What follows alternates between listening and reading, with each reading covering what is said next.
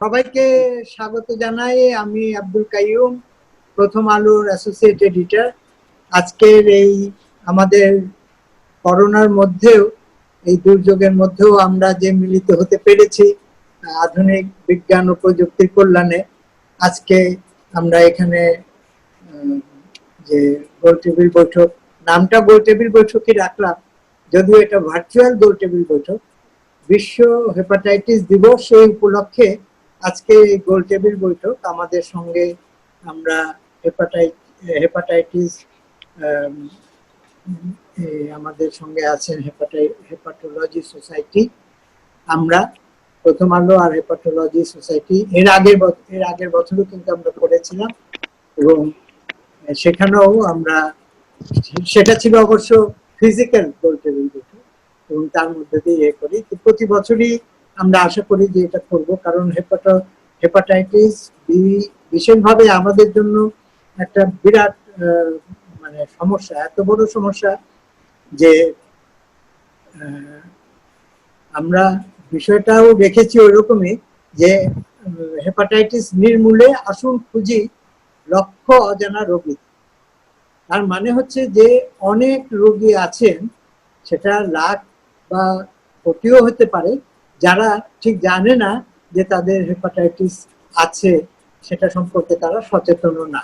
সুতরাং এদের যদি পরীক্ষার মাধ্যমে শনাক্ত করা না যায়, তাহলে কিন্তু আমরা একটা বিপদে পড়বো, কারণ তাদের মধ্যে থেকে আবার অন্যরা কিন্তু ইনফেক্টেড হবে।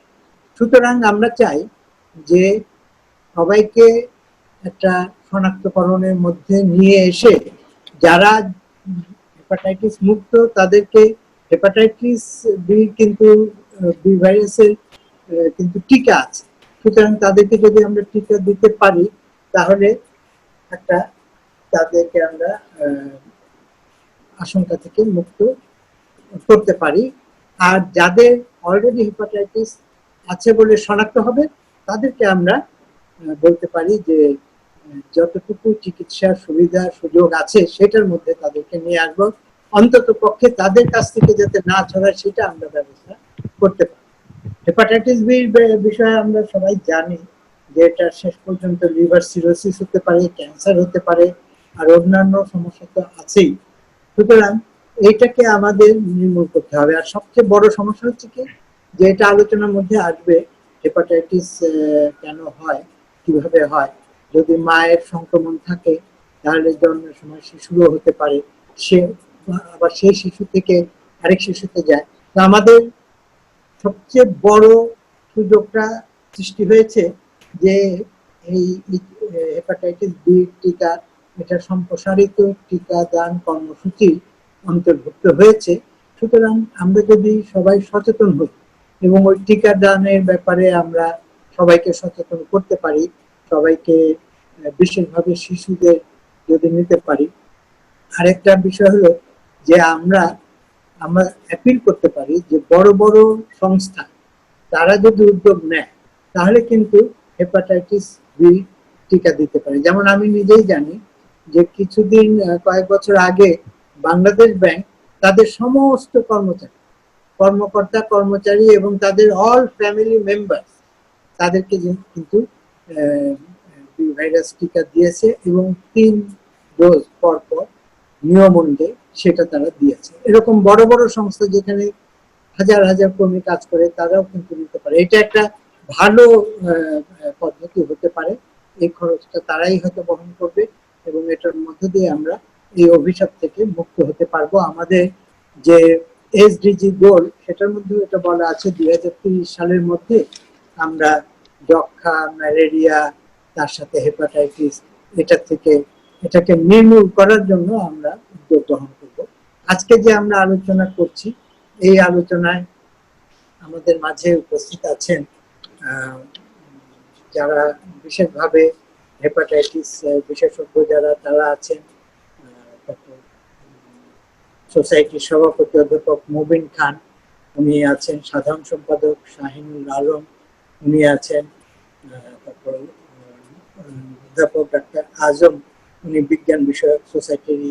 আর সবচেয়ে বড় কথা, ডাক্তার মোহাম্মদ নজরুল ইসলাম, উনি বঙ্গবন্ধু মেডিকেল বিশ্ববিদ্যালয়ের ভিসি ছিলেন এবং প্রখ্যাত ভাইরোলজিস্ট। ওনার সাথে আমরা এর আগেও অনেক আলোচনা বৈঠক করেছি, উনি আছেন, আরো অন্যান্য বিশেষজ্ঞ আছেন।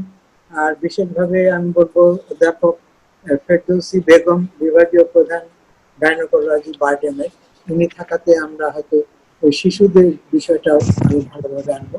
এখন ফিরোজ চৌধুরী, আপনি সঞ্চালনার দায়িত্ব পাবেন। ধন্যবাদ। ধন্যবাদ আব্দুল কাইয়ুম, সহযোগী সম্পাদক, প্রথম আলো। প্রিয় দর্শক, আপনাদের স্বাগত জানাচ্ছি বিশ্ব হেপাটাইটিস দিবস উপলক্ষে আমাদের বিশেষ ভার্চুয়াল গোলটেবিল আয়োজনে। আজকের গোলটেবিল যৌথভাবে আয়োজন করছে প্রথম আলো এবং হেপাটোলজি সোসাইটি, ঢাকা, বাংলাদেশ। আমাদের আলোচনার বিষয় হেপাটাইটিস নির্মূলে আসুন খুঁজি লক্ষ্য অজানা রোগীদের। তো শুরুতেই ডক্টর মোহাম্মদ গোলাম আজম বিশ্ব হেপাটাইটিস দিবসের পটভূমি ব্যাখ্যা করবেন, বর্তমান বাস্তবতা ব্যাখ্যা করবেন। ডক্টর মোহাম্মদ গোলাম আজম বিজ্ঞান বিষয়ক সম্পাদক, হেপাটোলজি সোসাইটি, ঢাকা, বাংলাদেশ। এছাড়া তিনি সহযোগী অধ্যাপক হিসেবে কর্মরত আছেন লিভার বিভাগ, বারডেম জেনারেল হাসপাতালে। এবারে আসছেন ডক্টর মোহাম্মদ গোলাম আজম। আমি ডাক্তার মোহাম্মদ গোলাম আজম। আমি বিশ্ব হেপাটাইটিস দিবসের পটভূমি বা এটা কিভাবে এলো সেই প্রসঙ্গে আমি আমার আলোচনা উপস্থাপন করছি। তো আসলে সবাইকে অ্যাড্রেস করার তো সুযোগ কম এখানে, তারপরে অধ্যাপক মবিন খান স্যার আমাদের সভাপতি এবং উনি এই লিভার বিদ্যা এই দেশে প্রচলন করেছেন। পাশাপাশি আরেকজন ভাইরোলজির অধ্যাপক নজরুল ইসলাম স্যার, যিনি প্রাক্তন ভাইস চ্যান্সেলর, স্যারও কিন্তু ভাইরোলজির বিদ্যাটা বাংলাদেশে চালু করেছেন। এই দুইজন আমরা জনক বললেও ভুল হবে না, এবং ওনাদের যৌথ উদ্যোগেই কিন্তু আজকে আমাদের এই পরিসর এবং আমাদের পরিচিতি যেটা আমরা অর্জন করতে পেরেছি। তো আমি আমার মূল বক্তব্যে যাচ্ছি। সবাইকে সাদর সম্ভাষণ জানাচ্ছি এবং আমি মূল বক্তব্য হচ্ছে হেপাটাইটিস দিবসের ইতিহাস বা কিভাবে এলো। আমরা জানি বিশ্ব স্বাস্থ্য সংস্থা অনেকগুলো দিবস পালন করে, এর মধ্যে কতগুলো হচ্ছে অফিসিয়াল দিবস। সেই অফিসিয়াল দিবস গুলোর মধ্যে কেন এই দিবসগুলা বিশেষ কোন একটা রোগ বা কোন একটা বিষয়কে নিয়ে ওনারা পালন করে, এগুলো মূলত আমরা যদি রোগ হিসেবে বলি তাহলে কোন একটা রোগের বিশ্বব্যাপী বিস্তৃতি বা ব্যাপকতা এবং সেই রোগের দীর্ঘসূত্রিতা এবং দীর্ঘসূত্রিতার কারণে কোনো একটা অঙ্গের কার্যক্ষমতা সর্বশেষ পর্যায়ে হারিয়ে যাওয়া, এরকম কোন রোগ যদি হয়, অথবা কোনো একটা রোগ যদি জনস্বাস্থ্যের রক্ষায় অর্থনৈতিক সংশ্লিষ্টতার বিশাল ব্যাপক আকারে সেটাকে ওই দেশের অর্থনীতির উপরে প্রভাব ফেলে, যেরকম এই রোগ নির্ণয়ের জন্য যে টেস্ট, তার খরচ, দামি ওষুধ প্রয়োগ এবং দীর্ঘ সময় ধরে ওষুধ দিতে হয়, এরকম ক্ষেত্রে, অথবা কোনো একটা ভাইরাস বা ব্যাকটেরিয়া বা কোনো একটা রোগের কারণে যদি ক্যান্সার হয় তাহলে, এবং যদি কোনো অর্গানের ট্রান্সপ্লান্টেশন বা প্রতিস্থাপনের প্রয়োজন হয়, তাহলে দেখুন অর্থনৈতিক সংশ্লেষণের অনেক দরকার হয়। এবং এইরকম রোগগুলা আবার যদি জনসচেতনতা বৃদ্ধির মাধ্যমে অথবা টিকার মাধ্যমে এটাকে প্রিভেন্ট করা বা প্রতিহত করা সম্ভব হয়, তাহলে কিন্তু বিশ্ব স্বাস্থ্য সংস্থা সেই রোগগুলাকে কেন্দ্রগুলি দিবস চালু করে বা করেছেন। তো এই কতগুলো দিবস যেরকম অফিসিয়ালি পালন করা হয়, বিশ্ব যক্ষ্মা দিবস, বিশ্ব স্বাস্থ্য দিবস, বিশ্ব টিকাদান দিবস, বিশ্ব ম্যালেরিয়া দিবস, বিশ্ব তামাক মুক্ত দিবস, বিশ্ব রক্তদাতা দিবস, বিশ্ব এইডস দিবস, এবং সর্বোপরি সর্বশেষে যেটা সংযুক্ত হয়েছে সেটা হচ্ছে বিশ্ব হেপাটাইটিস দিবস।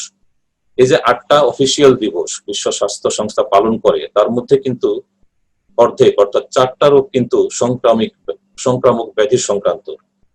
অর্থাৎ একটা হচ্ছে ব্যাকটেরিয়া দেওয়া হয়, একটা প্যারাসাইট দেওয়া হয়, আর দুটো হচ্ছে ভাইরাস দেওয়া হয়।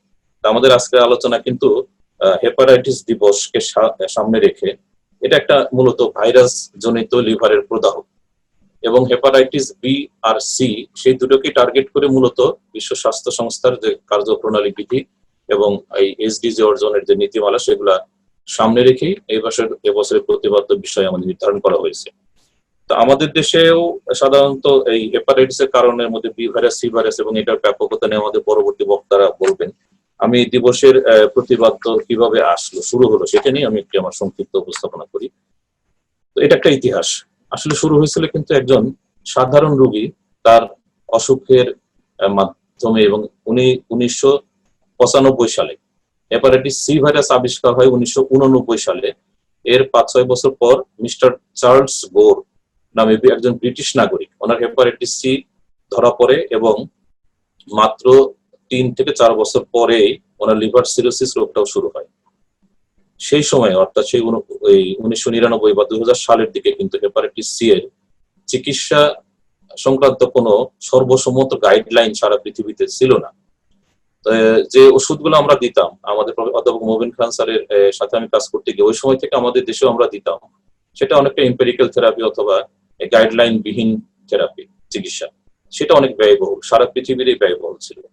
এবং আমরা জানি যে উন্নত বিশ্বের স্বাস্থ্য বীমা সেই সমস্ত রোগকেই ওনারা স্বাস্থ্য বীমা সংক্রান্ত কাভারেজ অথবা ক্ষতিপূরণ দেন যদি কোনো একটা গাইডলাইন থাকে। তো গাইডলাইন না থাকার কারণে মিস্টার চার্লস গোর বিপদে পড়ে যান এবং ওনার যেহেতু সিরোসিসের প্রাথমিক অবস্থা শুরু হয়ে যায়, তখন উনি চিন্তা করেন যে এটা নিয়ে ওনার মুভমেন্ট অথবা আন্দোলন, ওনাদের দেশে যেটা হয় রোগী কল্যাণ সমিতি বা জনসচেতনতার মাধ্যমে কোনো একটা গোষ্ঠী বা কোনো রাষ্ট্র সংগঠনকে দৃষ্টি আকর্ষণ করা যাতে ওনারা সুবিধা পান। এভাবেই উনি 2000 সালে ওনার মতো আরো 3 জন হেপাটাইটিস সি রোগীকে নিয়ে হেপাটাইটিস সি ট্রাস্ট গঠন করে।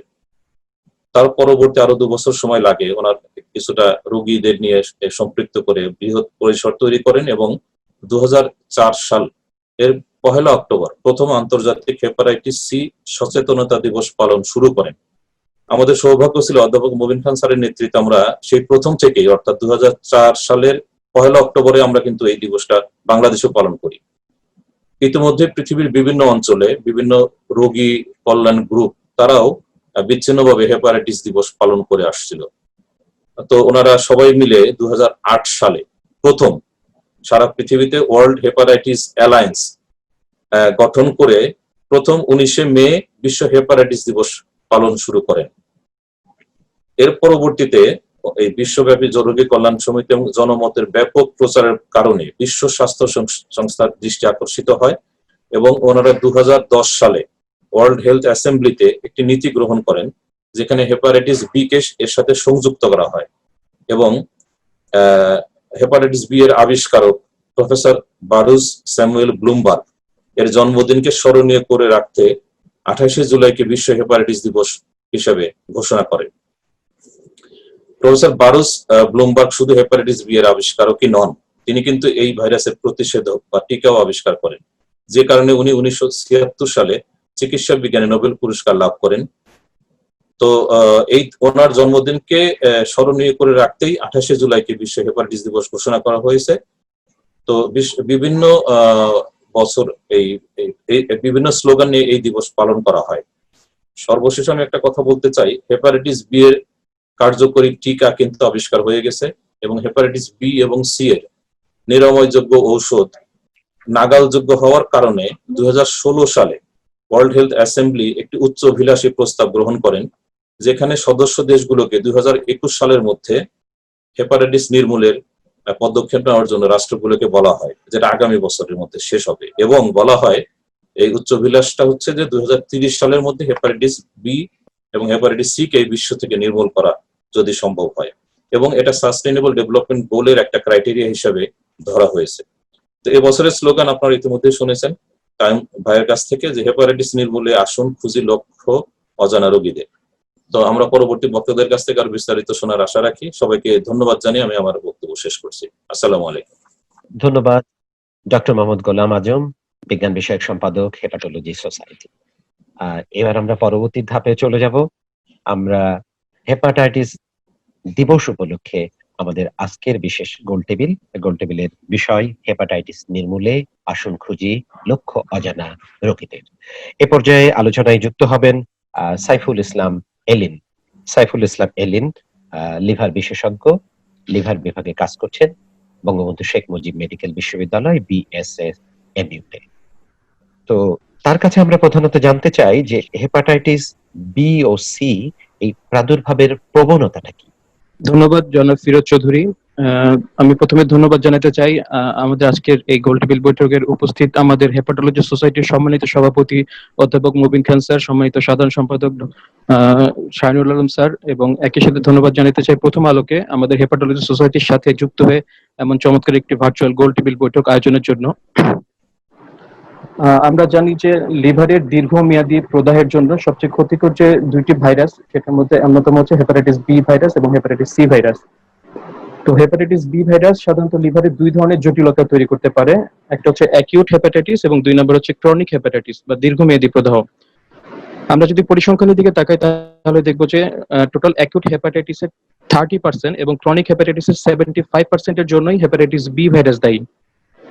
এছাড়াও লিভার সিরোসিসের 60% এবং মোট লিভার ক্যান্সারের 65%-এর জন্য হেপাটাইটিস বি ভাইরাস দায়ী। আমি যেটা নিয়ে আলোচনা করতে চাই যে প্রাদুর্ভাবের হার বা সংক্রমণের হার। এসব ক্ষেত্রে আমরা যত 40 বছরের পরিসংখ্যান যদি আমরা বিবেচনায় নিয়ে আসি, তাহলে আমরা প্রথম যে পরিসংখ্যান দেখবো 1984 সালের, সেখানে শিশুদের ক্ষেত্রে দেখা গিয়েছে তখন এই প্রাদুর্ভাবের হার ছিল 15.4%। তো এরপর থেকে যে বিভিন্ন স্ট্র্যাটেজি নেওয়া হয়েছে, বিভিন্ন পদ্ধতি নেওয়া হয়েছে, তাতে করে আমাদের সংক্রমণের হারটা আসলে দিন দিন কমে এসেছে। 2011 সালের যে পরিসংখ্যান, সেখানে দেখা যাচ্ছে যে সেই হারটা চলে এসেছে মাত্র 4.2%-এ। এবং বড়দের ক্ষেত্রে 1984 সালে এই হারটা ছিল 27.2%, যেটা 2011-তে চলে এসেছে 6.5%।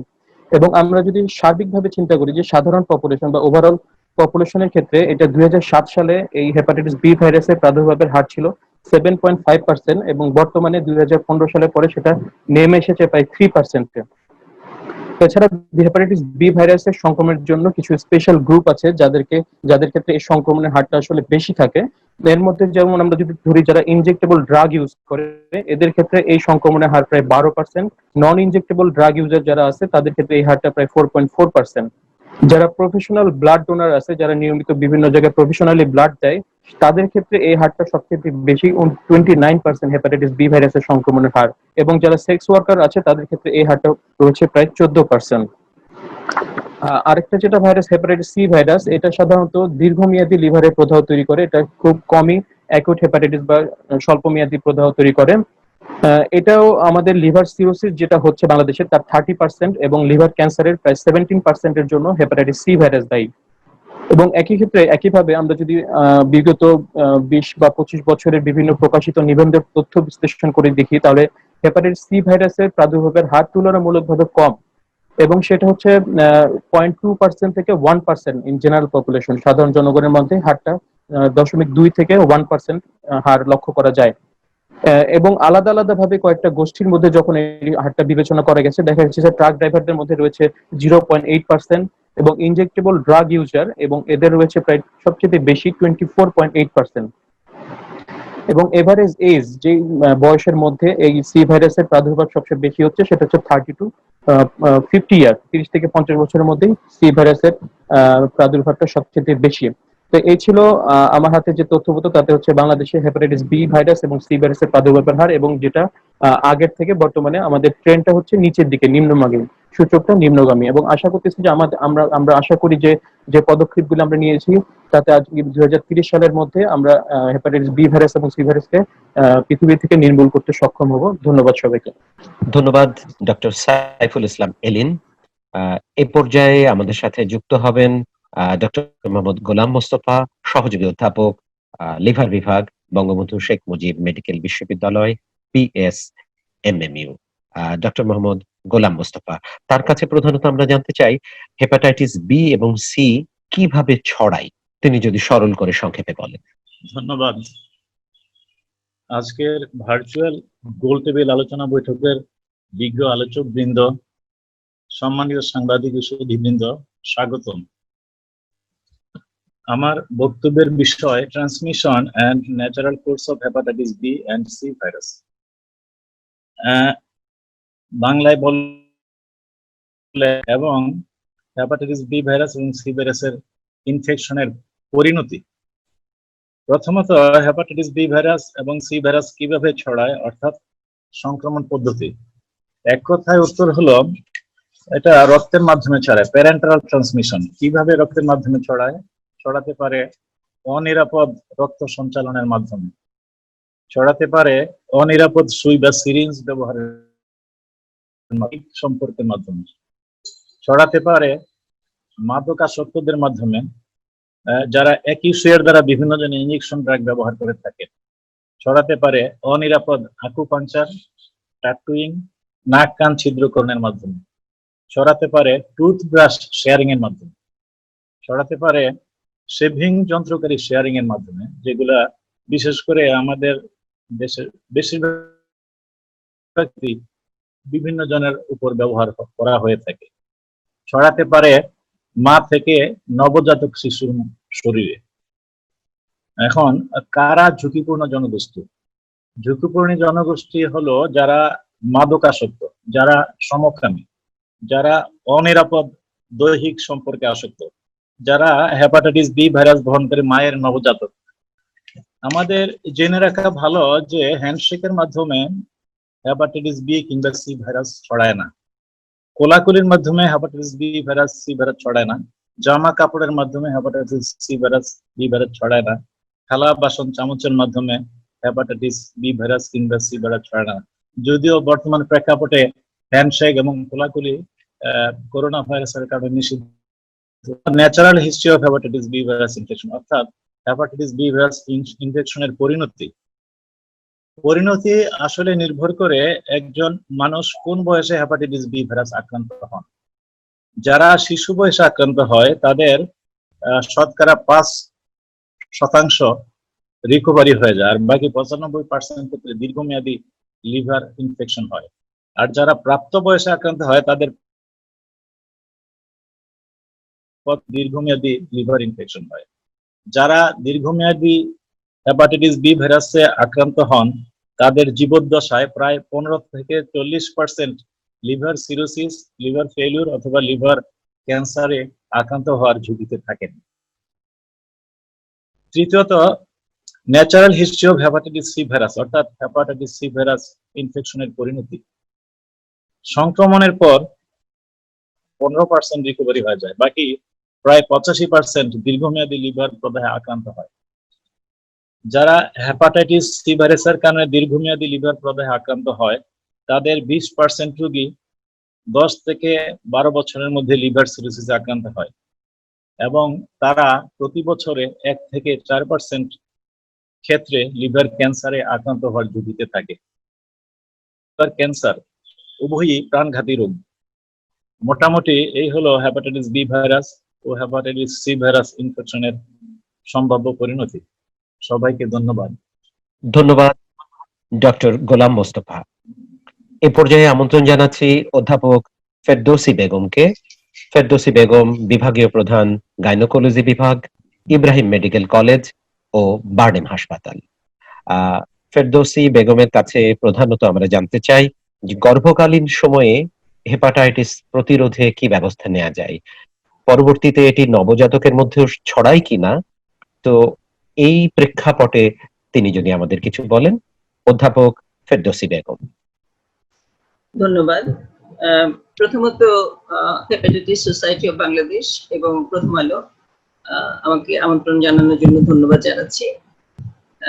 খুবই গুরুত্বপূর্ণ একটি প্রশ্ন করেছেন, কারণ এখানে আমাদের শুধু মা নয়, মা গর্ভবতী সে কেমন থাকছে, প্লাস পরবর্তী প্রজন্মের মধ্যে এই রোগটা ছড়িয়ে যাচ্ছে কিনা, খুবই গুরুত্বপূর্ণ একটা প্রশ্ন। এবং প্রশ্নটার উত্তর হচ্ছে হ্যাঁ, ইভেন শতকরা 90% ক্ষেত্রে মা থেকে, আমাদের মোস্তফা ভাই একটু আগে সুন্দর করে বলেছেন যে গর্ভবতী মায়ের ফুলের মাধ্যমে মা থেকে শিশুতে ছড়িয়ে যেতে পারে ইনফেকশনটি। এবং এটা আপ টু আমরা বলি যে শতকরা 90% পর্যন্ত এটা সম্ভাবনা আছে, তার মানে সংক্রমণের হার অত্যধিক বেশি। তো আমি এখানে কয়েকটি কথা বলে রাখতে চাই, মানে বলা প্রয়োজন। সেটা হচ্ছে যে আমাদের যে লক্ষ্যমাত্রা 2030 সালের ভিতরে আমাদের নির্মূল করতে হবে। এই নির্মূল যদি করতে হয় তাহলে আমাদের গর্ভবতী মায়েদের উপরে যে আমরা কাজ করব এবং তাদেরকে নিরাপদ রাখা যাতে সন্তানের কাছে না যায়, সেটি অত্যন্ত গুরুত্বপূর্ণ। একটু পিছনে যদি আমরা তাকাই, মানে ঘটনাটা দেখি, তাহলে যেটা হয় সেটা হলো যে হেপাটাইটিস বি একটি ভাইরাস, এবং ভাইরাসটা গর্ভফুলের মাধ্যমে বাচ্চার কাছে চলে যেতে পারে। এটা 1 নাম্বার। 2 নম্বর হলো যে আমরা শিশুর কথা বলছি, গর্ভবতী মা যদি সংক্রমিত হন তাহলে তার নিজের যেমন বিপদ, তার তো অনেক রকম সমস্যা হতে পারে। এছাড়া ওনার কাছ থেকে কিন্তু স্বামীর কাছে ছড়িয়ে যেতে পারে। আমরা একটু আগে শুনেছি যৌন সংক্রমণও হতে পারে হেপাটাইটিস বি ভাইরাসের। সুতরাং এগুলো অনেক কিছু গুরুত্বপূর্ণ। এখন শিশুর ব্যাপারে আসি। গর্ভস্থ মা গর্ভবতী থাকার সময় যদি হেপাটাইটিস বি ইনফেকশন হয় অথবা উনি আগে থেকে এই সংক্রমণটা ওনার থাকে, তাহলে শিশুর সাধারণত আমরা ভাইরাস আক্রমণে যে সমস্ত জন্মগত ত্রুটি কিংবা এবর্শন এগুলো দেখতে পাই। এটা সাধারণত আমরা এই ক্ষেত্রে দেখতে পাই না, কিন্তু যেটা দেখতে পাই সেটা হচ্ছে অপরিণত শিশু প্রসব। কারণ হেপাটাইটিস বি হলে, বিশেষ করে যদি সেই সময় জন্ডিস থাকে, মানে আমরা যেটাকে বলি অ্যাকিউট কন্ডিশন, সেই অবস্থা যদি থাকে তাহলে মা কিন্তু খুব খারাপ থাকে। তখন তাকে অনেক সময় আমাদের ডেলিভারি করিয়ে ফেলতে হয়, অথবা অনেক সময় নিজে থেকে ডেলিভারিটা হয়ে যায়। তখন একদিকে জন্ডিস, সেটার সমস্যা, প্লাস অন্যদিকে আমাদেরকে বাচ্চাদের সামলানো, সুতরাং মার জীবন রিস্ক হয়ে যায়। কিন্তু অনেক সময় হেপাটাইটিস বি উইথ জন্ডিসের পেশেন্ট আমরা সেভ করতে পারি না, আমাদের হাতের উপরে পেশেন্টটা মারা যায় শত কষ্ট সত্ত্বেও, শত ভালো জায়গায় ডেলিভারি করা সত্ত্বেও। তো যে এফেক্ট আমরা বলছি শিশুর প্রতি, সেটা হচ্ছে একটা হচ্ছে অপরিণত শিশু প্রসব, 2 নম্বর হচ্ছে শিশুর সংক্রমণ। আরো একটা ইম্পর্টেন্ট জিনিস হচ্ছে মা যদি গর্ভবতী মা ইনফেক্টেড থাকেন তাহলে স্বাস্থ্যকর্মীরা ইনফেক্টেড হয়ে যেতে পারে। আর আমাদের মায়েদেরকে আরেকটা জিনিস, প্রায় কিন্তু ব্লাড দিতে হয় জরুরি ক্ষেত্রে, সেখান থেকে মা আবার ইনফেক্টেড হয়ে যায়, মানে এটা একটা সম্পূর্ণ চক্রের মধ্যে পড়ে যায় আমরা। এখন কথা হচ্ছে যে শিশুর সংক্রমণটা একটু গুরুত্ব দেওয়া দরকার, কারণ শিশু যদি সংক্রমিত হয়ে যায় তাহলে শিশু কিন্তু নানান রকম জটিলতা দেখা দিল, 1 নম্বর। 2 নম্বর হলো এই শিশুটি সারা জীবনের জন্য ক্রনিক হেপাটাইটিস বিতে মানে সারা জীবন ভুগবে। তাহলে এই আমরা যেটা করব সেটা হচ্ছে যে এটা প্রতিরোধের ব্যাপারটাতে আমি পরে আসছি, কিন্তু এখানে আমাদের সতর্ক থাকতে হবে। এখন কথা হচ্ছে যে আমাদের কি অবস্থায় আছি আমরা। আমাদের যে ন্যাশনাল প্রোটোকল আছে, আমাদের যে আছে, সেখানে অ্যান্টিনাটাল কেয়ারে বলা আছে, এমনিতে বলা আছে সব মহিলারা হেপাটাইটিস বি টিকা দিবেন, এটা বলা আছে, কিন্তু আমরা কতটুকু পেরেছি এটা আজম ভাই ভালো বলেছেন এবং আরো আমরা শুনবো। সেটাতে কিন্তু আমরা সাকসেসফুল হই নাই খুব একটা, 1 নাম্বার। 2 নম্বর হচ্ছে যে গর্ভকালীন সময় কিন্তু আমরা টিকা দেওয়া কন্ট্রোভার্সিয়াল, মানে কোথাও কোনো গবেষণায় বলা হয়েছে যে দেওয়া যেতে পারে, কিন্তু সেগুলো খুব স্ট্রং, মানে জোরদার কোনো রিকমেন্ডেশন সে সমস্ত জায়গা থেকে উঠে আসে নাই। সেই জন্য প্রেগনেন্সিতে হেপাটাইটিস বি ভ্যাকসিন দেওয়া এখন পর্যন্ত কোনো প্রোটোকলে নাই। 1 নাম্বার, আমাদের দেশে যাতে তো নাই, আমাদের দেশে আমরা বলি নাই যে হেপাটাইটিস বি টিকা প্রেগনেন্সিতে দেওয়া যাবে, তার মানে আগে থেকে দিতে হবে। এবং আমরা যেটা করবো সেটা স্ক্রিনিং করবো আমাদের গর্ভবতী মায়েদের, এটা ইউনিভার্সাল প্রোটোকল, এটা বাংলাদেশের অ্যান্টিনাটাল প্রোটোকল আমরা যেটা বলি গর্ভকালীন সেবাতে আছে, যে প্রত্যেকটা মার হেপাটাইটিস বি জন্য স্ক্রিনিং করতে হবে। প্রশ্ন হলো সেটা কতটা ফিজিবল। আমরা যারা একটু, যে ধরেন বারডেম হাসপাতাল বলেন কিংবা একটু যেখানে মায়েরা সলভেন্ট, সেখানে কিন্তু টেস্ট আমরা নিয়মিত করাচ্ছি, কিন্তু সরকারিভাবে আমাদের গ্রাম পর্যায়ে প্রত্যেকটা মাকে কিন্তু স্ক্রিনিং করানো হচ্ছে না। তার কারণ হচ্ছে অনেক জায়গায় এটা অ্যাভেলেবল না। 2 নম্বর হচ্ছে এটা করতে যদি আমি প্রাইভেট করাতে চাই বেশ ব্যয় সাপেক্ষ। সুতরাং আমাদের আবেদন হলো যে এটা ফ্রি করে দিতে হবে সব মায়ের জন্য, যাতে এই টেস্টটা সকলে করতে পারেন এবং এটার প্রতি জোর দেওয়া। আরেকটা জিনিস হচ্ছে যে অ্যাওয়ারনেস। আমরা জানি না, আমাদের জনগণ এখনো জানে না যে হেপাটাইটিস বি কতটা গুরুত্বপূর্ণ, আমার লিভারটা নষ্ট হয়ে যাবে, আমার বাচ্চা ইনফেক্টেড হতে পারে। সুতরাং এই যে ওনাদের সাধারণ মানুষকে অ্যাওয়্যার করা। 2 নম্বর হচ্ছে যে আমাদের যারা প্ল্যানার, কতটা গুরুত্ব দিয়ে এই কাজটা করতে হবে, যারা আমাদের অ্যাডভোকেট আছেন হেলথ সিস্টেমে, কিংবা আমাদের সাংবাদিক ভাইরা আছেন, অন্যান্য যারা আছেন এ ব্যাপারে কাজ করেন, তারা যেন এটা ছড়িয়ে দেন সারা দেশে, সকলে বুঝে এটার গুরুত্বটা এবং কাজ হয়। আরেকটা জিনিস সেটা হচ্ছে বাচ্চা যখন ডেলিভারি হচ্ছে তখন বাচ্চাকে টিকা দিয়ে দিতে হবে। বাচ্চা ডেলিভারি হওয়ার সঙ্গে সঙ্গে রিকমেন্ডেড হচ্ছে 24 ঘন্টার ভিতরে, অন্তত 12 ঘন্টার ভিতরে বাচ্চাকে 2 হাতে 2টা ইনজেকশন দিতে হবে। একটা আমরা বলি বাম হাতে অথবা ডান হাতে, এক হাতে আমরা টিকাটা দিব, এটা হাফ ডোজে দেওয়া হয় বাচ্চাদেরকে, এটা আলাদা প্রিপারেশনই আছে। আর অন্য হাতে হেপাটাইটিস বি এর ইমিউনোগ্লোবুলিন, যাতে ভাইরাস গুলোকে লোড কমিয়ে ফেলা যায়। তো সুতরাং এই 2টা ইনজেকশন বাচ্চা হওয়ার সাথে সাথে দিতে হবে, এবং এটা কিন্তু একটু ব্যয় সাপেক্ষ। সুতরাং খুব গরিব মানুষ দিতে পারবেন কিনা, এটা সরকারিভাবে কতটা ব্যবস্থা করা যায় সেটা কিন্তু দেখতে হবে, তাহলে আমাদের পরবর্তী প্রজন্ম ইনফেক্টেড হয়ে যাবে, সংক্রমিত হয়ে যাবে। এটি একটি গুরুত্বপূর্ণ বিষয় যে বাচ্চাকে টিকা দেওয়া। এবং যেটা অনেকে ভয় পান যে মা যদি সংক্রমিত থাকেন তাহলে মার চিকিৎসা প্লাস বাচ্চার জন্য কি হবে, বাচ্চা মায়ের দুধ খেতে পারবে কিনা। তো আজও আমাদের হেপাটাইটিস যারা লিভার বিশেষজ্ঞ তারা অনেকেই এখানে আছেন, যদি মা প্রেগন্যান্সিতে ইনফেক্টেড থাকে। সুতরাং বাচ্চার কাছে যাবে কিনা সেটা প্রিভেন্ট করার ব্যাপারে আমরা কিছুটা ভাইরাল লোড কমাতে পারি। এ ব্যাপারে আমরা যেটা করি সেটা হলো যে ওনাদের কাছে লিভার বিশেষজ্ঞের কাছে আমরা পেশেন্টটা রেফার করে দিই, যাতে ওনারা প্রয়োজনে অ্যান্টিভাইরাল ট্রিটমেন্ট দিতে পারেন। কারণ ভাইরাল লোড যদি বেশি হয়, মানে ভাইরাসের মাত্রা যদি ওনার শরীরে বেশি থাকে, তাহলে কিন্তু সংক্রমণের হার বেশি বাচ্চার জন্য। সেজন্য ওনারা যেটা করেন, কখনো কখনো অ্যান্টিভাইরাল ট্রিটমেন্ট দেন, যাতে করে লোডটা কমে আসে। গেল এক। 2 নম্বর হচ্ছে বাচ্চা হওয়ার সঙ্গে সঙ্গে টিকা দিতে হবে, এবং টিকা দেওয়ার পরে ব্রেস্টফিডিংটা করাতে পারলে ভালো হয়, সেটাই আমরা রিকমেন্ড করি। সেজন্য মায়েদেরকে আগে থেকে পরিবারকে বলে রাখতে হবে, এটা আপনি জোগাড় করে রাখেন, কারণ এটা একটু ব্যয় সাপেক্ষ। কিন্তু আমি আমার সরকারের কাছে এবং সবার কাছে আবেদন থাকবে যে এটা যদি পাওয়া যায়, অন্তত সাবসিডাইজ যদি অথবা ফ্রি যদি দেওয়া যায়, তাহলে খুব ভালো হয়। আর আমাদের যে ওজিএসবি প্রোটোকল আছে, মানে আমাদের সমিতির প্রোটোকল, সেখানে প্রসবকালীন সেবার ভিতরে বলা আছে যে স্ক্রিনিং ইজ এ মাস্ট। আর ভ্যাকসিনেশন তো এখন আমরা প্রেগন্যান্সিতে দিই না, প্রেগন্যান্সির আগে দিতে হবে। কিন্তু যদি আমরা ডেলিভারির সাথে সাথে টিকাটা দিয়ে দিই, সেটা বড় ভালো হয়। সুতরাং এই ব্যবস্থাটা যদি আমরা করতে পারি সরকারিভাবে, যে ডেলিভারির সঙ্গে সঙ্গে, কারণ তখন আর বাচ্চা ইনফেক্টেড হওয়ার চান্স থাকলো না, বাচ্চার কাছে ভ্যাকসিনের যে প্রভাবটা যেত সেটা হলো না, কিন্তু আমাদের অন্তত যারা ডেলিভারি করালেন হাসপাতালে তারা ইমিউনাইজ হয়ে গেলেন। সুতরাং এগুলো আছে।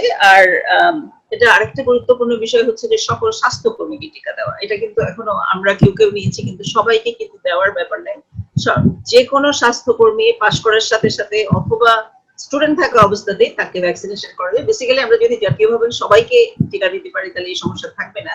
কিন্তু স্বাস্থ্যকর্মীদের টিকা দেওয়া একটা গুরুত্বপূর্ণ বিষয়, কারণ উনি ইনফেক্টেড হতে পারেন, ওনার কাছ থেকে রোগীর কাছে ইনফেকশন ছড়াতে পারে। তো সুতরাং এই বিষয়গুলোর উপরে আমি জোর দিব, এবং পরবর্তীতে যদি প্রশ্ন আসে তাহলে আমি প্রয়োজনে আবার বলবো। এবং আমি জোর করে আবারও বলছি, আমাদের এই যৌথ উদ্যোগ থেকে যদি উঠে আসে যে আমাদের বিনামূল্যে স্ক্রিনিং করতে হবে, বিনামূল্যে টিকা দিতে হবে মাকে এবং শিশুকে, এবং অব্লিগেটরি সবাইকে নিতে হবে, এটা যদি আমরা করতে পারি, তাহলে আশা করি এই গুরুত্বপূর্ণ বিষয়, যেখানে আমাদের জন্ম থেকে জন্মান্তরে ছড়িয়ে যেতে পারে হেপাটাইটিস বি, সেটা আমরা ঠেকাতে পারবো। আর মাতৃমৃত্যু ঠেকাতে পারবো, কারণ মায়েরা কিন্তু মারা যায়, শিশু মারা যায়, মা মারা যায়। সুতরাং এটি খুবই গুরুত্বপূর্ণ বিষয়। আমি আবারও কনসার্ন সবাইকে ধন্যবাদ জানিয়ে শেষ করছি। ধন্যবাদ। ধন্যবাদ অধ্যাপক ডক্টর ফেরদৌসী বেগম। এ পর্যায়ে আমরা চলে যাব অধ্যাপক ডক্টর নজরুল ইসলাম স্যারের কাছে। অধ্যাপক ডক্টর নজরুল ইসলাম সাবেক উপাচার্য, Bangabandhu Sheikh Mujib medical university, BSMMU। অধ্যাপক ডক্টর নজরুল ইসলাম স্যারের কাছে আমার জানতে চাওয়া সেটা হচ্ছে যে এই ভাইরাসটা হেপাটাইটিস বি এবং সি এর ঐতিহাসিক পটভূমিটা যদি স্যার বলতেন। অধ্যাপক ডক্টর নজরুল ইসলাম। ধন্যবাদ। মাননীয় সভাপতির অনুমতি ক্রমে আমরা যদি ঐতিহাসিক পটভূমিকা আলোচনা করতে চাই, তাহলে শুরু করতে হবে গ্রিক চিকিৎসক ও দার্শনিক হিপোক্রেটিসের সময় থেকে। তার জন্ম হয়েছিল খ্রিস্টপূর্ব 460 খ্রিস্টাব্দে। হিপোক্রেটিস বলেছেন হিপোক্রেটিস দুই ধরনের জন্ডিসের উল্লেখ করেছেন। এক ধরনের জন্ডিস সংক্রামক, আরেক ধরনের জন্ডিস অসংক্রামক। কিন্তু হেপাটাইটিসের ইতিহাসের সমীক্ষা করলে অষ্টাদশ শতাব্দীর পূর্বের তেমন কোনো উল্লেখযোগ্য নথিপত্র পাওয়া যায় না। হঠাৎ একসঙ্গে বেশ কিছু মানুষের মধ্যে সংক্রামিত জন্ডিসের প্রাদুর্ভাব সৈন্য শিবির, স্কুল ডরমিটরি ও ধর্মীয় সমাবেশে মাঝে মধ্যে ঘটেছে। এমন অনেক রিপোর্টে দূষিত পানীয় জলকে সংক্রমণের কারণ হিসাবে চিহ্নিত করা হয়েছে। কিছু কিছু রিপোর্টে এই ধরনের জন্ডিসের ইনকিউবেশন পিরিয়ড বা সুপ্তিকালের দৈর্ঘ্য বলা হয়েছে 10 থেকে 30 দিন। এই ধরনের জন্ডিসে আক্রান্ত ব্যক্তি বাসায় গেলে বাসার লোকেরাও জন্ডিসে সংক্রমিত হয়েছে। আরেক ধরনের সংক্রামক জন্ডিসের প্রকোপ, ইতিহাস, প্রেক্ষাপট, রক্ত সঞ্চালন, সেরাম থেরাপি, টিকার প্রচলন ও যৌথভাবে সিরিঞ্জ সুচ ব্যবহারের সঙ্গে যুক্ত। এই ধরনের জন্ডিসের ইনকিউবেশন পিরিয়ড বা সুপ্তিকাল অপেক্ষাকৃত দীর্ঘ, 30 থেকে 120 দিন বা আরো কিছু বেশি। 1883 সালের একটা ঘটনা বলি।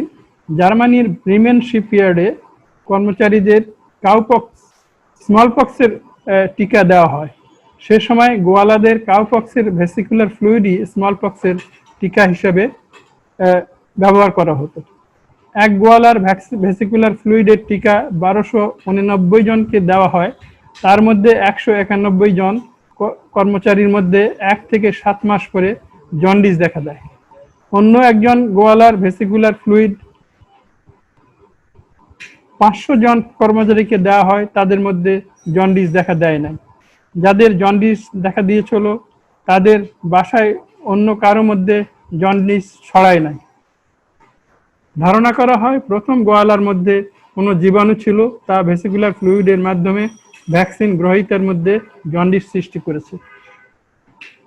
প্রথম মহাযুদ্ধের পর ইউরোপে 1920-এর দশকে বিপুলভাবে সিফিলিসের এপিডেমিক ছড়িয়ে পড়ে। তখন আসফেনামাইন ইনজেকশন দিয়ে সিফিলিসের চিকিৎসা করা হতো। সেক্সুয়ালি ট্রান্সমিটেড ডিজিজ ক্লিনিকগুলিতে একই সিরিঞ্জ সুচ দিয়ে অনেক রোগীকে ইনজেকশন দেওয়া হতো। এ সময় রোগীর অনেকে দীর্ঘ ইনকিউবেশনের পর জন্ডিস দেখা দিত। তাদের বাসায় কেউ তাদের থেকে সংক্রমিত হতো না। দ্বিতীয় বিশ্বযুদ্ধের সময় 1938-39 সালে ব্রিটেন থেকে উত্তর আফ্রিকার যুদ্ধক্ষেত্রে সৈন্য পাঠানোর আগে সৈন্যদেরকে ইয়েলো ফিভার ভ্যাকসিন দেওয়া হতো। ভ্যাকসিন প্রস্তুত করার সময় ইয়েলো ফিভার ভাইরাস গ্রো করার জন্য কালচার মিডিয়াতে নর্মাল হিউম্যান সিরাম মেশানো হতো। মেশানোর পূর্বে হিউম্যান সিরাম সিডস ফিল্টার দিয়ে ব্যাকটেরিয়া ফ্রি করা হতো। ইয়েলো ফিভার ভ্যাকসিনেশনের পর অনেক সৈন্যের মধ্যে দীর্ঘ ইনকিউবেশনের পর জন্ডিস দেখা দিত। আক্রান্ত সৈন্যরা যুদ্ধ করতে পারত না, হাসপাতালে শুয়ে থাকত। ধারণা করা হলো ভ্যাকসিনে যে হিউম্যান সিরাম মেশানো হয়েছিল তা দূষিত ছিল। যেহেতু হিউম্যান সিরাম সিডস ফিল্টার দিয়ে ব্যাকটেরিয়া ফ্রি করা হতো, তাতে বোঝা গেল হিউম্যান সিরামের যে জীবাণু ছিল তা ব্যাকটেরিয়া থেকে ক্ষুদ্র সিডস ফিল্টারের ভিতর দিয়ে পার হয়ে যায়। ধারণা করা হলো জীবাণুটি একটি ভাইরাস। হিউম্যান সিরাম যেসব ব্লাড ডোনর থেকে সংগ্রহ করা হতো তাদের কেউ এই ফিল্টারেবল ভাইরাসে বাহক। রক্ত পরিসঞ্চালন যখন শুরু হলো, দেখা গেল কিছু কিছু রক্তগ্রহীতার মধ্যে পরিসঞ্চালনের পর দীর্ঘ ইনকিউবেশনের পর জন্ডিস দেখা দিচ্ছে। অনেক পরে এর কারণ হিসাবে ভাইরাস শনাক্ত হয়। 1947 সালে ম্যাককালাম প্রস্তাব দিলেন যে এই দুই ধরনের হেপাটাইটিস আলাদা ভাইরাস দ্বারা সংক্রমিত হয়। যে ভাইরাসটি দ্বারা সৈন্য শিবির, স্কুল ডরমিটরি এবং শক ইনকিউবেশন প্যারেড হেপাটাইটিসের এক্সপ্লোসিভ আউটব্রেক হয়, তিনি সেই ভাইরাসটিকে নাম দিলেন হেপাটাইটিস এ ভাইরাস। আর যে ভাইরাসটি দ্বারা দীর্ঘ ইনকিউবেশন পিরিয়ড বিশিষ্ট হেপাটাইটিস বা বিচ্ছিন্নভাবে দেখা দেয় এবং যা রক্ত পরিসঞ্চালন, টিকা গ্রহণ, অনেক ব্যক্তির সঙ্গে সিরিঞ্জ সুচ ব্যবহারে যুক্ত, সেই ভাইরাসটিকে বলা হবে হেপাটাইটিস বি ভাইরাস। এটা 1947 সালে উনি বললেন। পরবর্তীতে ভলেন্টিয়ার এক্সপেরিমেন্টের মাধ্যমে হেপাটাইটিস এ এবং হেপাটাইটিস বি ভাইরাস দুটির অস্তিত্ব প্রতিষ্ঠিত হয়। 1950 সালে আর একটা ঘটনা, এটা ব্লুমবার্গ এর সঙ্গে জড়িত।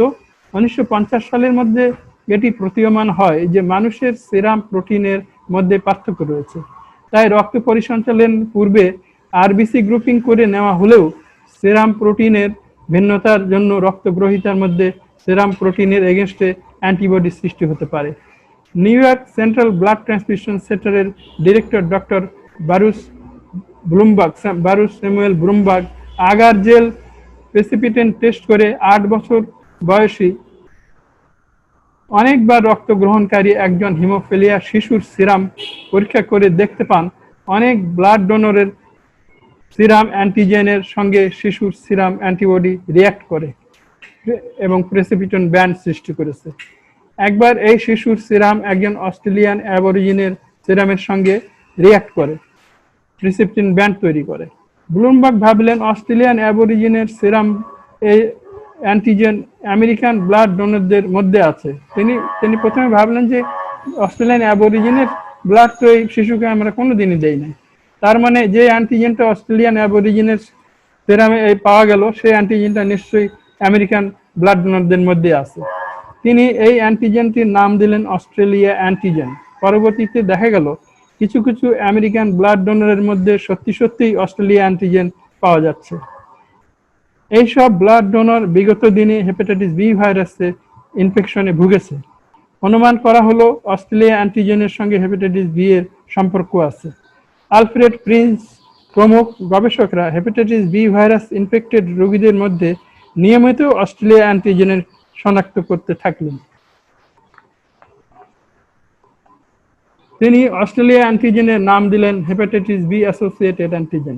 1970 সালে লন্ডনের মিডলসেক্স হসপিটালের ডক্টর ডেভিড ডেন ইলেকট্রন মাইক্রোস্কোপি গবেষণা করে অস্ট্রেলিয়া অ্যান্টিজেনের ছবি প্রকাশ করলেন। অস্ট্রেলিয়া অ্যান্টিজেনে তিনি 3 ধরনের পার্টিকেল দেখালেন, যেগুলো একই অ্যান্টিবডি দিয়ে প্রেসিপিটেট করা যেত। 3 ধরনের পার্টিকেল হলো 22 nanometre small spherical particle, filamentous particle ও 42 nanometre double shell particle. Doctor Dane 42 nanometre double shell পার্টিকেলকে হেপাটাইটিস বি ভাইরাস বলে বর্ণনা করলেন। তাই 42 ন্যানোমিটার ডাবল শেল পার্টিকেলকে ডেন পার্টিকেল বলা হয় এবং বস্তুত এটি হেপাটাইটিস বি ভাইরাস। এই 3টি পার্টিকেলকে একই সঙ্গে হেপাটাইটিস বি সারফেস অ্যান্টিজেন নাম দেওয়া হলো। ব্লাড ব্যাংকগুলিতে ব্লাড ডোনারদের hepatitis B surface antigen screening করে হেপাটাইটিস পজিটিভ রক্ত সঞ্চালন বন্ধ করা হলো। 1973 সালে প্যাপাভ্যাঙ্গিলু হেপাটাইটিস এ আক্রান্ত শিশুদের মল পরীক্ষা করে 27 nanometre round hepatitis A virus শনাক্ত করলেন। হেপাটাইটিস এ ভাইরাস শিশুদের মধ্যে ফেকো ওরালি ট্রান্সমিট হয়, এই তথ্যটি জানা গেল। রক্ত পরিসঞ্চালন কেন্দ্রে hepatitis B surface antigen screening করে রক্ত পরিসঞ্চালন করা সত্ত্বেও কিছু কিছু রক্তগ্রহীতার মধ্যে লং ইনকিউবেশন পিরিয়ড হেপাটাইটিস দেখা দিচ্ছিল। এই সমস্ত রক্তগ্রহীতার মল পরীক্ষা করে হেপাটাইটিস এ ভাইরাস পাওয়া যেত না, বিধায় এই হেপাটাইটিসকে নন এ নন বি হেপাটাইটিস বলে অভিহিত করা হলো। অন্যদিকে short incubation period phaco orally transmitted hepatitis পেশেন্টের কিছু কিছু ক্ষেত্রে তাদের স্টুলে হেপাটাইটিস এ পার্টিকেল পাওয়া যেত না।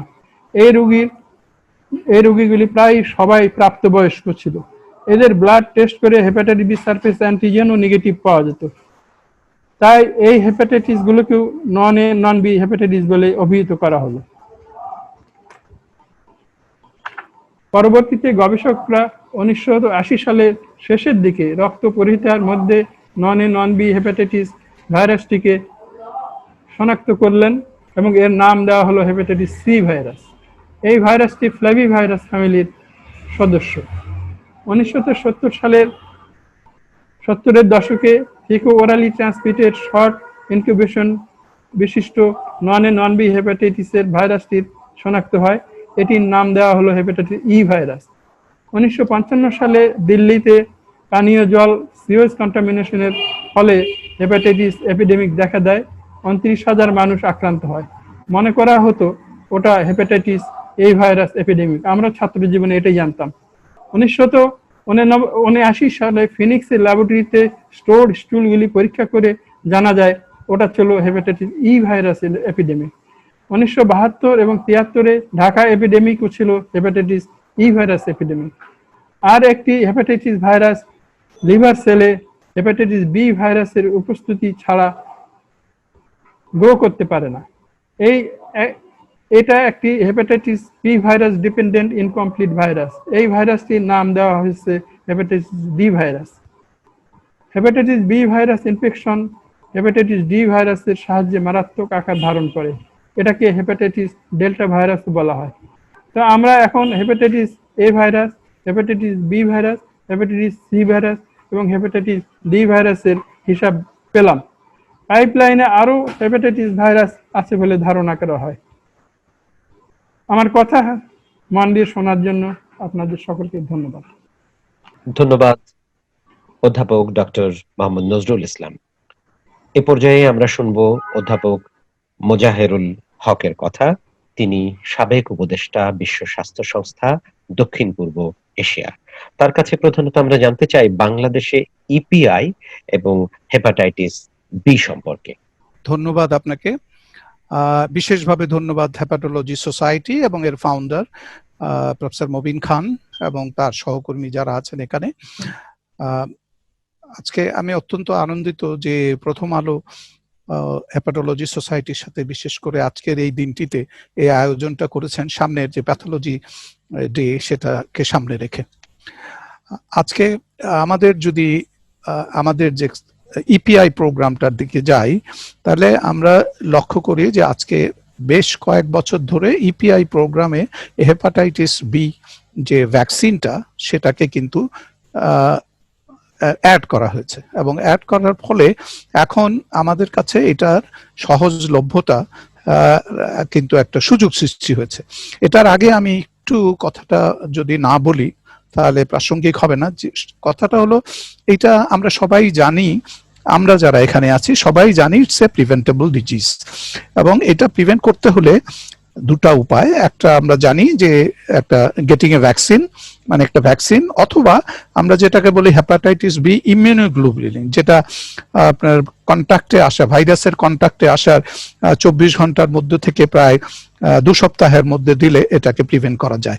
এখন যেহেতু ভ্যাকসিনটা অ্যাভেলেবল বাংলাদেশে, আমাদের একটা জনসচেতনতার কথাটা আমরা সবসময় বলি।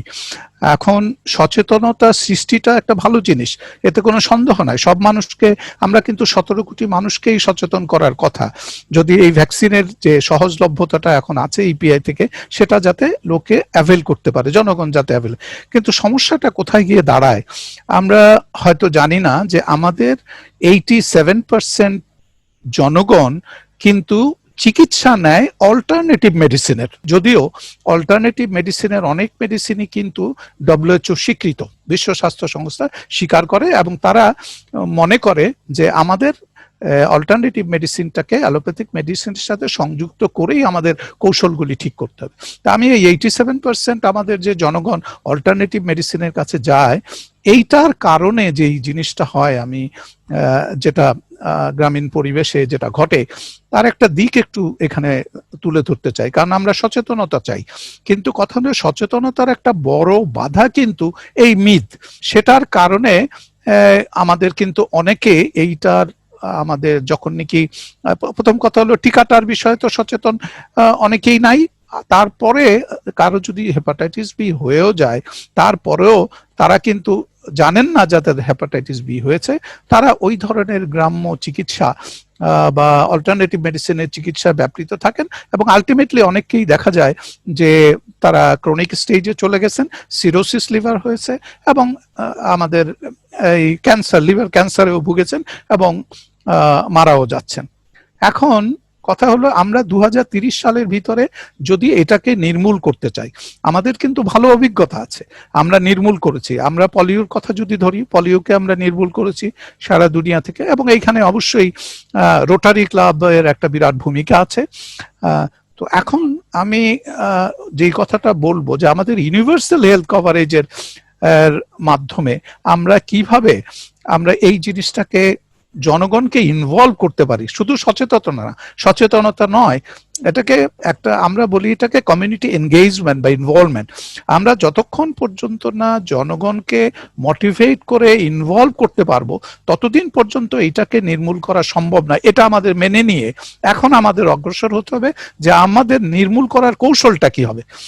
আজকে এখানে প্রথম আলো আছে, আমি মনে করি একটা প্রথম সারির সচেতনকারী একটা পত্রিকা, ওয়েল সার্কুলেটেড, মোস্ট সার্কুলেটেড, পাশাপাশি হেপাটোলজি সোসাইটি, তারা এটা নিয়ে কাজ করছেন। আমি বলি রোটারি ক্লাব, তারাও কাজ করছেন এটা নিয়ে।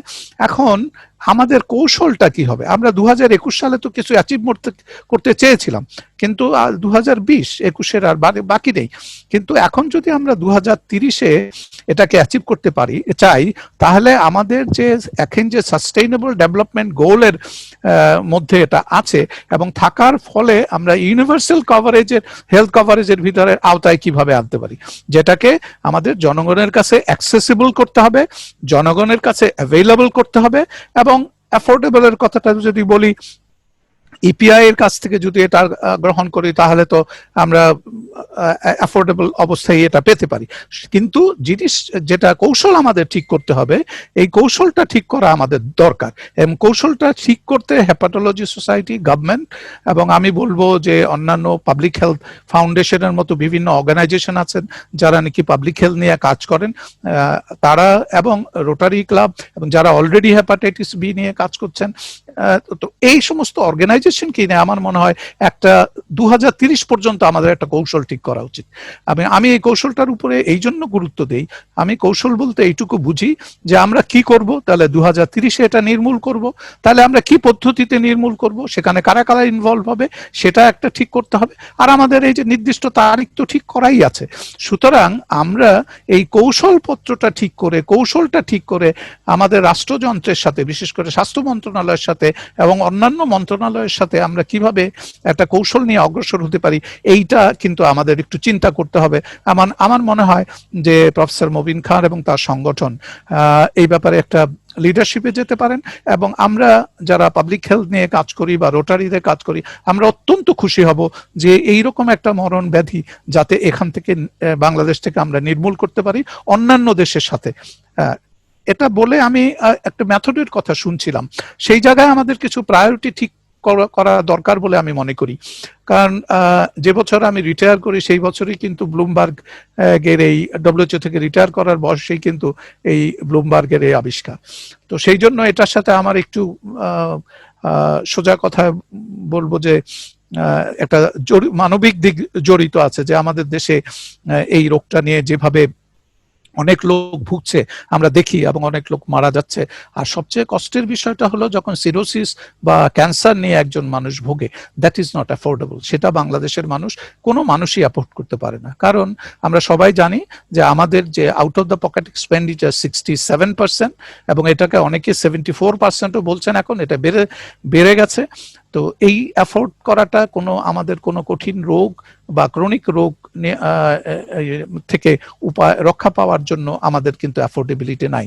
তো এখন বাংলাদেশের মতো একটা রিসোর্স কনস্ট্রেইন দেশে আজকের এই ভ্যাকসিনের অ্যাভেলেবিলিটিটা আমাদের কিন্তু অনেক দূর এগিয়ে নিতে পারে, কারণ আমরা প্রাইমারি কেয়ার এবং প্রিভেনশন এই জায়গাটায় আমাদের গুরুত্ব দিতে হবে। আমরা এখন জানি ইট ইজ প্রিভেন্টেবল ভ্যাকসিন, এবং আমরা যে আমি হেপাটাইটিস বি ইমিউনোগ্লোবুলিন কথা বললাম, সেটা যদি সময় মতো আমরা দিতে পারি তাহলে এটা থেকে কিন্তু বেঁচে থাকা সম্ভব, এবং ক্রনিক কন্ডিশনে নাও যেতে পারে। আবার যে আমরা যে দুটো কন্ডিশন, বিশেষ করে সিরোসিস লিভার এবং হেপাটিক ক্যান্সার, এই দুটো থেকেও আমরা কিন্তু জনগণকে রেহাই দিতে পারি। এখন ওই যে আমি যে কথাটা বলছিলাম যে ইনফেকশনের বিষয়টার ব্যাপারে আমাদের কিন্তু আমরা জানি যে কি কি ভাবে মানুষ ইনফেক্টেড হতে পারে। তবে সবচেয়ে গুরুত্ব যেটা দিতে হবে, আমার মনে হয় প্রফেসর ফেরদৌসী আছেন এখানে, সেটা হলো যে আমাদের মাদার টু বেবি ট্রান্সমিশন, কারণ এটা সম্ভাবনাটা সবচেয়ে বেশি থাকে। সেক্সুয়াল কন্ট্যাক্ট অবশ্যই আরেকটা জিনিস, আরেকটা ওই যে আমি অল্টারনেটিভ মেডিসিনের কথা বললাম, আরেকটা যেটা সবচেয়ে ইম্পর্টেন্ট জিনিস আমি মনে করি দ্যাট ইজ ব্লাড ট্রান্সফিউশন। এবং আমাদের দেশে এই যে ব্লাড ট্রান্সফিউশনের মাধ্যমে ছড়ানোর একটা বিপুল সম্ভাবনা আছে, কারণ এইখানে আমরা অনেকেই জানি যে যারা নাকি সবসময় ব্লাড ডোনর, আমরা কিন্তু আত্মীয় স্বজন বা নিজেদের মধ্যে থেকে দেই না, অনেক সময় কিনতে হয়, এবং কিনতে গেলে আমরা দেখি অনেক জায়গায় যে সমস্ত লোকদের থেকে আমরা ব্লাড নেই তাদেরকে যদি প্রপার স্ক্রিনিং না করা হয় তাহলে এই সমস্যাটা হতে পারে। এবং আজকে অনেক স্বাস্থ্য বিষয়ক বিভিন্ন বিষয়ে আমরা যে জিনিসগুলি লক্ষ্য করছি, যে এই সমস্ত জায়গায় নানা ধরনের সঠিক তথ্য না পাওয়ার কারণেও কিন্তু সমস্যা হতে পারে। অনেকের হেপাটাইটিস আছে কিন্তু তিনি নিডি, তিনি হয়তো ব্লাড ডোনেট করতে পারেন, এবং ওইটা প্রপারলি স্ক্রিন না হয়ে যদি কারো শরীরে যায় তাহলে কিন্তু সংক্রমিত হওয়ার সম্ভাবনা। সুতরাং এই জায়গাটায় আমাদের একটু কিন্তু দেখতে হবে যে মানসম্মত ব্লাড ব্যাংক এবং সেই সিস্টেম যদি আমাদের না থাকে তাহলে কিন্তু এই সংক্রমণটা বাড়তে থাকবে, সেটা কমাতে পারবে না। সুতরাং আমার মনে হয় কিছু কৌশল আমাদের ঠিক করতে হবে, কারণ আমি যেটা বলেছি যে এটা একটা আমাদের রিসোর্স কনস্ট্রেইনের দেশ, আমাদের অ্যাফোর্ডেবিলিটি ভেরি লিমিটেড, রিসোর্সও আমাদের লিমিটেড। সুতরাং এই জায়গায় আমাদের কৌশলটা এমন হতে হবে যাতে প্রিভেনশন এবং প্রাইমারি কেয়ার, এই দুটো জায়গাতে আমরা প্রাধান্য দিতে পারি। এবং আমি আশা করি যে প্রফেসর মবিন খান তার সোসাইটি অবশ্যই আমার সাথে একমত হবেন যে আমরা অবশ্যই চাইবো না আমাদের কেউ হেপাটাইটিসে আক্রান্ত হোক, হেপাটাইটিসে ভুগুক, এবং তার হেপাটাইটিসে ভুগলে যে সমস্যাটা, অ্যাফোর্ডেবিলিটির সমস্যাটা, এইটা কিন্তু একটা মারাত্মক সমস্যা। সুচিকিৎসা তিনি নিতে পারবেন না, ন্যাচারালি সাফার করবেন, পরিবার সাফার করবেন, এবং সেটার কারণে কিন্তু জাতি সাফার করে। সুতরাং আমরা একটা কৌশলের দিকে নজর দিতে পারি কিনা আগামীতে প্রাথমিক পর্যায়ে, যে আমরা 2030 সালে যদি নির্মূল করতে চাই তাহলে 2021-এ কোথায় থাকবো, 2025-এ কোথায় থাকবো, 2027-এ কোথায় থাকবো, 2030-এ আমরা যাতে এটা নির্মূল করতে পারি। এবং এই জায়গায় আমি আবারও বলবো, জনসচেতনতার পাশাপাশি কমিউনিটি এনগেজমেন্ট বা ইনভলভমেন্ট গ্রামীণ পর্যায়ে বিশেষ করে করতে হবে। গ্রামীণ জনগোষ্ঠী, আমাদের দেশের 64% জনগোষ্ঠী কিন্তু গ্রামীণ জনগোষ্ঠী। এই গোষ্ঠী আর একটা শহরাঞ্চলের একটা বড় গোষ্ঠী আছে যারা নাকি স্লাম এরিয়াতে দরিদ্র এবং হতদরিদ্র যারা থাকেন। এবং আমার মনে হয় কিছু গবেষণাও হেপাটোলজি সোসাইটি করা দরকার, তারা অবশ্য করছেন, আরো করা দরকার, বিশেষ করে কমিউনিটি লেভেলে, যেটার মাধ্যমে একটা সঠিক চিত্র উঠে আসতে পারে। এবং আমরা যে কৌশলটা ঠিক করব সেই কৌশলটাও যাতে এভিডেন্স বেসড হয়। এবং আমরা যদি একটা এভিডেন্স বেসড কৌশল ঠিক করে আমরা যাতে রাষ্ট্রের সাথে সমন্বয় করে আমরা যদি কাজটা করতে পারি, তাহলে আমি বিশ্বাস করি যে এটা বাংলাদেশ থেকে নির্মূল করা সম্ভব। এবং আমরা অনেক দেশ থেকে আগেই পারবো, আমি এটা বিশ্বাস করি এই জন্য যে আমাদের একটা ছোট্ট দেশ, আমাদের জনসমষ্টি কিন্তু কংগ্রিগেটেড, মানে একই ঘনবসতিপূর্ণ দেশ। সুতরাং এইখানে মানুষকে ইনভলভ করা খুব সহজ। আমাদের 6000 লোকের জন্য একটা কমিউনিটি ক্লিনিক আছে, এবং সেই কমিউনিটি ক্লিনিকে যারা আছেন তাদেরকে যদি একটা প্রশিক্ষণ দিতে পারি আমরা, যে কিভাবে তারা জনগণকে সচেতন করবে, বিশেষ করে ভালনারেবল গ্রুপকে আমরা যদি সচেতন করতে পারি, বিশেষ করে আমি যেটা বললাম যে মাদেরকে যদি সচেতন করতে পারি, বিশেষ করে তাদের বাচ্চা হওয়ার আগে থেকে তাদেরকে যদি সচেতন করা যায় যে তারা পরীক্ষা করে নেক, আর যদি আমরা ইয়াঙ্গার জেনারেশনকে যদি সচেতন করতে পারি যে তারা এই টিকাটা নেক, বিশেষ করে মেয়েরা, তাহলে কিন্তু আমার মনে হয় এটা নির্মূল করা বাংলাদেশ থেকে কঠিন হবে না, আমাদের জন্য সহজ হবে। এবং আমার মনে হয় যে আমরা এটা একটা ইমিডিয়েট আমি মনে করি যেটা বসা দরকার, সেটা হলো with the leadership of professor Mobin Khan. আমি বলবো প্রথম আলো যেন সাথে থাকে, কারণ জনগণের সচেতনতাটা বৃদ্ধিতে তাদের ভূমিকাটা কিন্তু মুখ্য। পাশাপাশি এইটার গুরুত্বটা উপলব্ধি করার জন্য আমাদের যারা রাষ্ট্রযন্ত্রের সাথে জড়িত, বিশেষ করে স্বাস্থ্য এবং শিক্ষা, এই দুটো মন্ত্রণালয়ের সাথে যারা জড়িত, তাদেরকে সম্পৃক্ত করে কিভাবে একটা সঠিক কৌশল নিয়ে আমরা অগ্রসর হতে পারি। আমার মনে হয় আপনাদেরকে ধন্যবাদ জানাচ্ছি আমাকে ডাকার জন্য এবং কিছু বলার সুযোগ দেওয়ার জন্য। আপনারাও ভালো থাকুন, সাবধানে থাকবেন করোনা কালে। ধন্যবাদ সবাইকে। ধন্যবাদ অধ্যাপক মোজাহেরুল হক। এ পর্যায়ে আলোচনায় যুক্ত হবেন doctor Motahar Hossain, consultant liver ব্যাধি। তার কাছে প্রধানত আমরা জানতে চাই যে হেপাটাইটিস বি এবং সি এর আসলে প্রাথমিক চিকিৎসাটা কি হবে। বাংলাদেশের মতো নিম্নবিত্ত একটি সমাজে অনগ্রসর অনেক জনগোষ্ঠী রয়েছে, তাদের মধ্যে নানা ধরনের অপচিকিৎসার কথাও শোনা যায়। তো প্রাথমিক সুরক্ষাটা কিভাবে শুরু হওয়া দরকার বলে আপনি মনে করেন? আজ বিশ্ব হেপাটাইটিস দিবস উপলক্ষে ভার্চুয়াল আলোচনা অনুষ্ঠানে সবাইকে শুভেচ্ছা জানাচ্ছি। হেপাটাইটিস বি ও সি ভাইরাসের ব্যবস্থাপনায় প্রাথমিক স্বাস্থ্য সেবা প্রদানকারীদের ভূমিকা নিয়ে আমাকে বলতে বলা হয়েছে। আমি মনে করি বর্তমান প্রেক্ষাপটে বিষয়টি অত্যন্ত গুরুত্বপূর্ণ। বিশ্বব্যাপী বলা হয়ে থাকে 29 কোটি মানুষ নিজেদের অজান্তে ভাইরাল হেপাটাইটিস নিয়ে বসবাস করছে। এই বিপুল সংখ্যক মানুষ নিজেরাই জানে না তাদের শরীরে তারা কি ভয়াবহ রোগের জীবাণু বয়ে বেড়াচ্ছেন। এই সকল অজানা রোগীদের চিকিৎসার আওতায় আনতে না পারলে ভাইরাল হেপাটাইটিস থেকে মানব জাতির মুক্তি সুদূর পরাহত থেকে যাবে। হেপাটাইটিস বি ও সির রোগ নির্ণয় ও চিকিৎসার জন্য এই ভাইরাসগুলো সম্পর্কে পর্যাপ্ত জ্ঞান থাকা জরুরি। বাংলাদেশের 17 কোটি মানুষের জন্য লিভার বিশেষজ্ঞ রয়েছে মাত্র প্রায় 100 জন।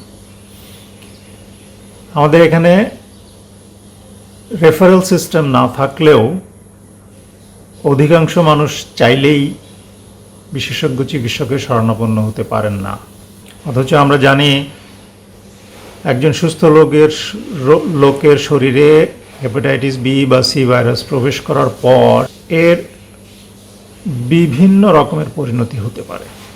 একটি অংশ কোনো রকম লক্ষণ ছাড়াই শরীর থেকে সম্পূর্ণভাবে ভাইরাসটি নির্মূল করে দিতে পারে। আরেক অংশ স্বল্পমেয়াদী প্রদাহ বা অ্যাকিউট হেপাটাইটিসের লক্ষণ নিয়ে আমাদের সামনে উপস্থিত হন। এদেরও অধিকাংশই সুস্থ হয়ে ভাইরাসটি নির্মূল করে দেয় শরীর থেকে। বাদ বাকি অংশের মধ্যে ভাইরাসটি দীর্ঘমেয়াদে দেহে থেকে যায়, বেশিরভাগ ক্ষেত্রেই আজীবন। এই দীর্ঘমেয়াদী অবস্থানের সময় অনেকেরই তেমন কোনো লক্ষণ দেখা দেয় না, এরা সারা জীবন মোটামুটি সুস্থ জীবনযাপন করতে পারেন। কিন্তু কারো কারো ক্রনিক হেপাটাইটিস, দীর্ঘমেয়াদী প্রদাহ সৃষ্টি হয় লিভারে এবং কোনো এক সময় সিরোসিস এবং লিভার ক্যান্সারেও আক্রান্ত হতে পারেন।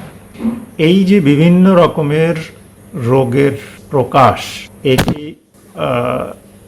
শনাক্ত করার জন্য চিকিৎসককে রোগের উপসর্গ, রোগীর দেহে কোনো পরিবর্তন কি হচ্ছে এবং নানান পরীক্ষা নিরীক্ষার মাধ্যমে তার স্তরটি নির্ণয় করতে হয় এবং সেই অনুযায়ী চিকিৎসা দিতে হয়। এটি মূলত বিশেষজ্ঞ চিকিৎসকের কাজ।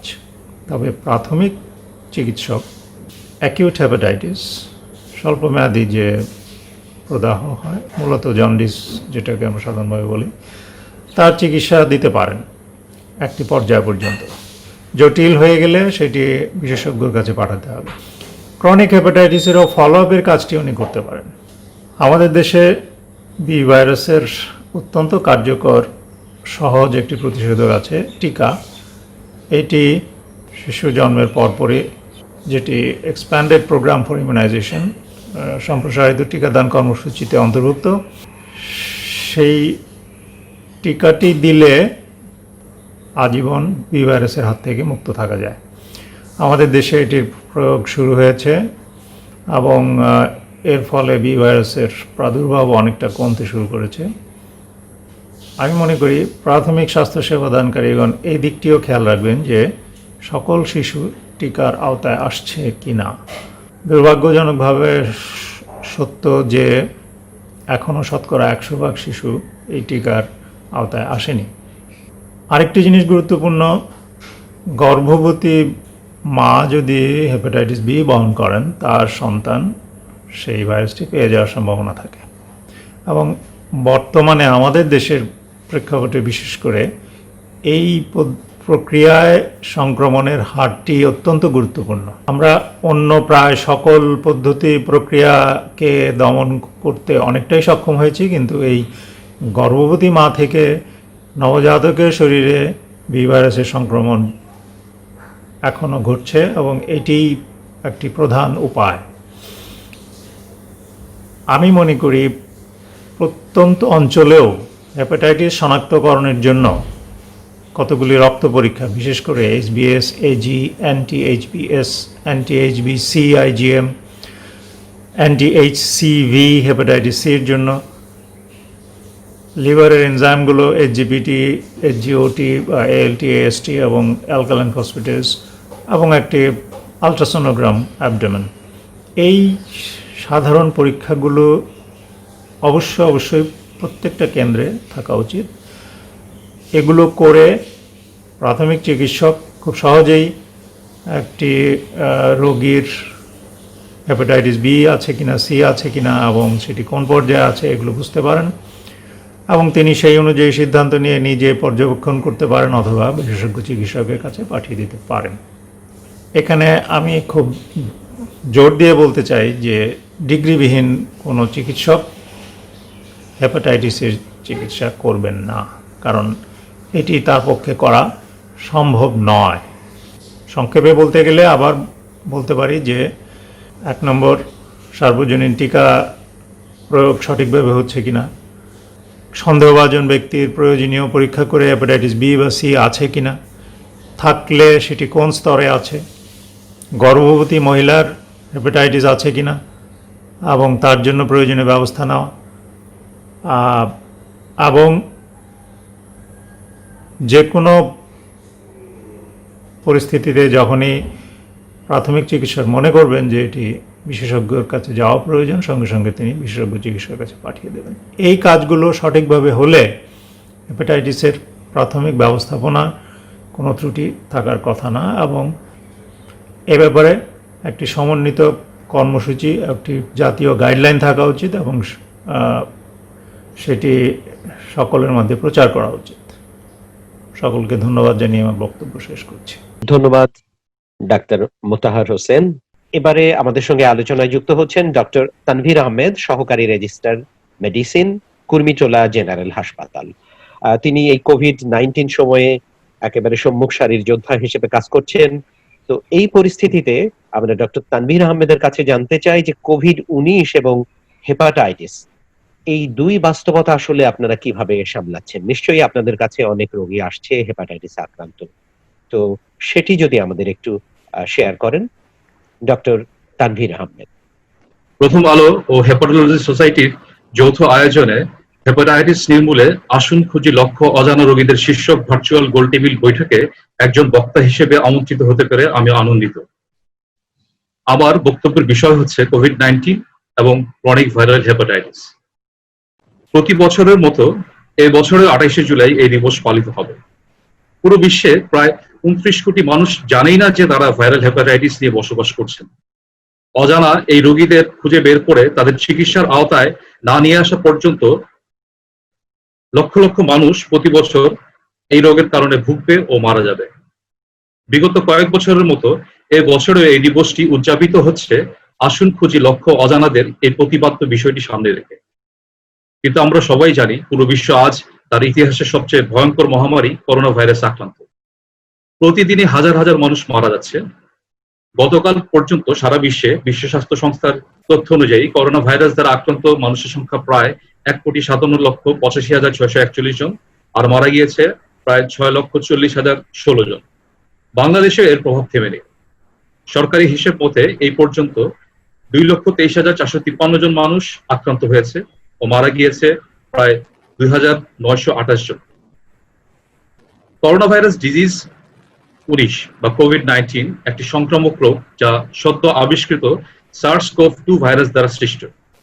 বিশ্ব স্বাস্থ্য সংস্থার তথ্য অনুযায়ী এই রোগে আক্রান্ত বেশিরভাগ মানুষ হালকা থেকে মাঝারি ধরনের শ্বাসযন্ত্রের অসুস্থতায় ভোগেন, যারা বিশেষ চিকিৎসার প্রয়োজন ছাড়াই সুস্থ হয়ে ওঠে। কিন্তু বয়স্ক ব্যক্তিরা ও যারা আগে থেকেই বিভিন্ন রোগ যেমন উচ্চ রক্তচাপ, হৃদযন্ত্রের রোগ, ডায়াবেটিস, দীর্ঘমেয়াদী শ্বাসযন্ত্রের রোগ এবং ক্যান্সারে ভুগছেন, তাদের এই রোগটি গুরুতর অবস্থায় নিয়ে যেতে পারে। এই রোগটি খুব সহজেই হাঁচি কাশির মাধ্যমে মানুষের মাঝে ছড়িয়ে পড়ে।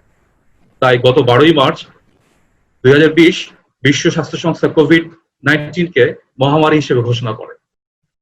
কোভিড-19 কি লিভারকে ক্ষতিগ্রস্ত করে? যুক্তরাষ্ট্রের centre for disease control and prevention CDC এর তথ্য অনুযায়ী দীর্ঘমেয়াদী লিভারের রোগ যেমন ক্রনিক হেপাটাইটিস বি ও সি রোগীরা এই মহামারীতে মারাত্মক ঝুঁকির মধ্যে রয়েছেন। দেখা গিয়েছে কিছু কিছু রোগী যারা হাসপাতালে ভর্তি হয়েছেন তাদের লিভার এনজাইম যেমন এসজিবিটি তথা এএলটি ও এসজিওটি তথা এএসটি বেড়ে গিয়েছে। গুরুতর কোভিডে আক্রান্ত রোগীদের বেলায় এটি আরো বেড়ে যায়। তবে এখনো পর্যন্ত সুনির্দিষ্টভাবে জানা যায়নি যে এই ভাইরাস কি প্রত্যক্ষ না পরোক্ষভাবে লিভারকে ক্ষতিগ্রস্ত করছে। কিছু কিছু রিসার্চে দেখা গিয়েছে যারা ক্রনিক হেপাটাইটিস বি বা সি তে ভুগছেন বা যাদের এই ভাইরাসের কারণে ইতিমধ্যেই লিভার সিরোসিস হয়ে গিয়েছে, তারা গুরুতর কোভিড আক্রান্ত হওয়ার পাশাপাশি লিভার ফেলিউর হওয়ার বিশেষ ঝুঁকিতে রয়েছে। গত 4ই July Asian Pacific association study of liver কর্তৃক হেপাটোলজি ইন্টারন্যাশনাল গবেষণা পত্রে অ্যাপোলিস স্টাডি নামক একটি গবেষণায় তা বিশেষভাবে উঠে এসেছে। এখানে উল্লেখ্য যে এই গবেষণায় এশিয়ার 13টি দেশে 47 জন গবেষক অংশগ্রহণ করেন, যাদের মধ্যে আমাদের দেশের প্রখ্যাত 2 লিভার বিশেষজ্ঞ ছিলেন। এখন দেখা যাক কোভিড-19 রোগ থেকে হেপাটাইটিস বি ও সি রোগীরা কিভাবে নিজেদের মুক্ত রাখতে পারে। করোনা ভাইরাস দ্বারা যে কেউ আক্রান্ত হতে পারে। হেপাটাইটিস বি ও সি এর রোগীরাও এর ব্যতিক্রম নয়। এর থেকে মুক্ত থাকতে হলে ঘন ঘন সাবান পানি অথবা হ্যান্ড স্যানিটাইজার দিয়ে হাত পরিষ্কার করা, অপরিষ্কার হাতে মুখ, চোখ ও নাকে স্পর্শ না করা, হাঁচি কাশির শিষ্টাচার মেনে চলা, বিশেষ প্রয়োজন ব্যতীত বাইরে না যাওয়া, বাসার বাইরে মাস্ক ব্যবহার করা, শারীরিক দূরত্ব বজায় রাখা, অতিরিক্ত জনবহুল এলাকা থেকে দূরে থাকা, সুস্থ জীবনধারা মেনে চলা, ধূমপান থেকে বিরত থাকা। এর পাশাপাশি হেপাটাইটিস বি ও সি আক্রান্ত রোগীরা যদি অ্যান্টিভাইরাল জাতীয় ওষুধ খেয়ে থাকেন তা চলমান রাখা ও তাদের চিকিৎসকের পরামর্শ মেনে চলা। ঘন ঘন বাইরে যাওয়া থেকে বিরত থাকতে বাসায় যথেষ্ট পরিমাণে ওষুধ মজুদ রাখা এবং অসুস্থ হলে বা বিশেষ প্রয়োজনে টেলিমেডিসিন অথবা ফোনের মাধ্যমে চিকিৎসকের সাথে যোগাযোগ করা। মানসিক স্বাস্থ্য সুরক্ষার জন্য সবার সাথে সোশ্যাল মিডিয়ার মাধ্যমে যোগাযোগ রাখা। আর ক্রনিক ভাইরাল হেপাটাইটিস রোগীরা কোভিড-19 আক্রান্ত হলে কি করবেন? হেপাটাইটিস বি ও সি এর জন্য চলমান অ্যান্টিভাইরাল ওষুধ বন্ধ না করা, চিকিৎসকের পরামর্শ অনুযায়ী প্রয়োজনীয় পরীক্ষা করা, চিকিৎসকের পরামর্শ ব্যতীত কোনো ওষুধ সেবন না করা, মৃদু রোগের ক্ষেত্রে বাসায় থেকে চিকিৎসা করা, আর গুরুতর অসুস্থতার ক্ষেত্রে হাসপাতালে ভর্তি হওয়া। আমরা সবাই জানি লিভার রোগ ও কোভিড-19 নিয়ে এখনো অনেক গবেষণা চলমান রয়েছে। প্রতিদিনই আমরা নতুন নতুন তথ্য পাচ্ছি। এই গবেষণা আরো বেগবান করার জন্য সবার সদিচ্ছা ও আন্তরিকতা প্রয়োজন। যারা ফ্রন্ট লাইনে কাজ করতে গিয়ে আমাদের ছেড়ে চলে গিয়েছেন তাদের বিদেহী আত্মার শান্তি কামনা করছি। চিকিৎসক, সেনাবাহিনী সদস্য, পুলিশ, মিডিয়া কর্মী সহ সরকারি ও বেসরকারি পর্যায়ে যারা ফ্রন্ট লাইনে কাজ করছেন তাদের জানাই আন্তরিক শুভেচ্ছা। পরিশেষে এই ভার্চুয়াল গোলটেবিল আলোচনার আয়োজনে যারা প্রত্যক্ষ ও পরোক্ষভাবে ভূমিকা রেখেছেন তাদের সবাইকে ধন্যবাদ জানিয়ে বিদায় নিচ্ছি। আসসালামু আলাইকুম। ধন্যবাদ ডক্টর তানভীর আহমেদ। এ পর্যায়ে যুক্ত হচ্ছেন SKM নাজবুল হাসান, সহকারী অধ্যাপক, শহীদ সৈয়দ নজরুল ইসলাম হাসপাতাল, কিশোরগঞ্জ। তো নাজবুল হাসানের কাছে আমরা মূলত জানতে চাই যে আমাদের সমাজে লক্ষ লক্ষ রোগী আছে যারা আসলে জানেনই না যে তারা হেপাটাইটিসে আক্রান্ত। তো এই সব রোগীদের খুঁজে বের করতে কি করা উচিত, আমাদের করণীয় কি, এ বিষয়ে জানতে চাইছি ডক্টর নাজবুল হাসানের কাছে। ধন্যবাদ। ওয়ার্ল্ড হেপাটাইটিস ডে 2020 উপলক্ষে প্রথম আলো ও বাংলাদেশ হেপাটোলজি সোসাইটি কর্তৃক যৌথভাবে আয়োজিত হেপাটাইটিস নির্মূলে আসুন খুঁজি লক্ষ্য অজানা রোগীদের শীর্ষক ভার্চুয়াল গোলটেবিলে বৈঠকে উপস্থিত আমার শ্রদ্ধেয় শিক্ষক মন্ডলী, প্রিয় সহকর্মীবৃন্দ ও প্রথম আলো কর্তৃপক্ষকে জানাচ্ছি আন্তরিক শুভেচ্ছা। ওয়ার্ল্ড হেপাটাইটিস ডে 2020 এবারের প্রতিপাদ্য আসুন খুঁজি লক্ষ্য অজানা রোগীদের। এই লক্ষ্য অজানা রোগীদেরকে খুঁজে বের করাটা কেন জরুরি ও কি উপায়ে তা করা যেতে পারে এই বিষয়ে আলোচনা করার সুযোগ দেওয়ার জন্য আমি অত্যন্ত সম্মানিত বোধ করছি।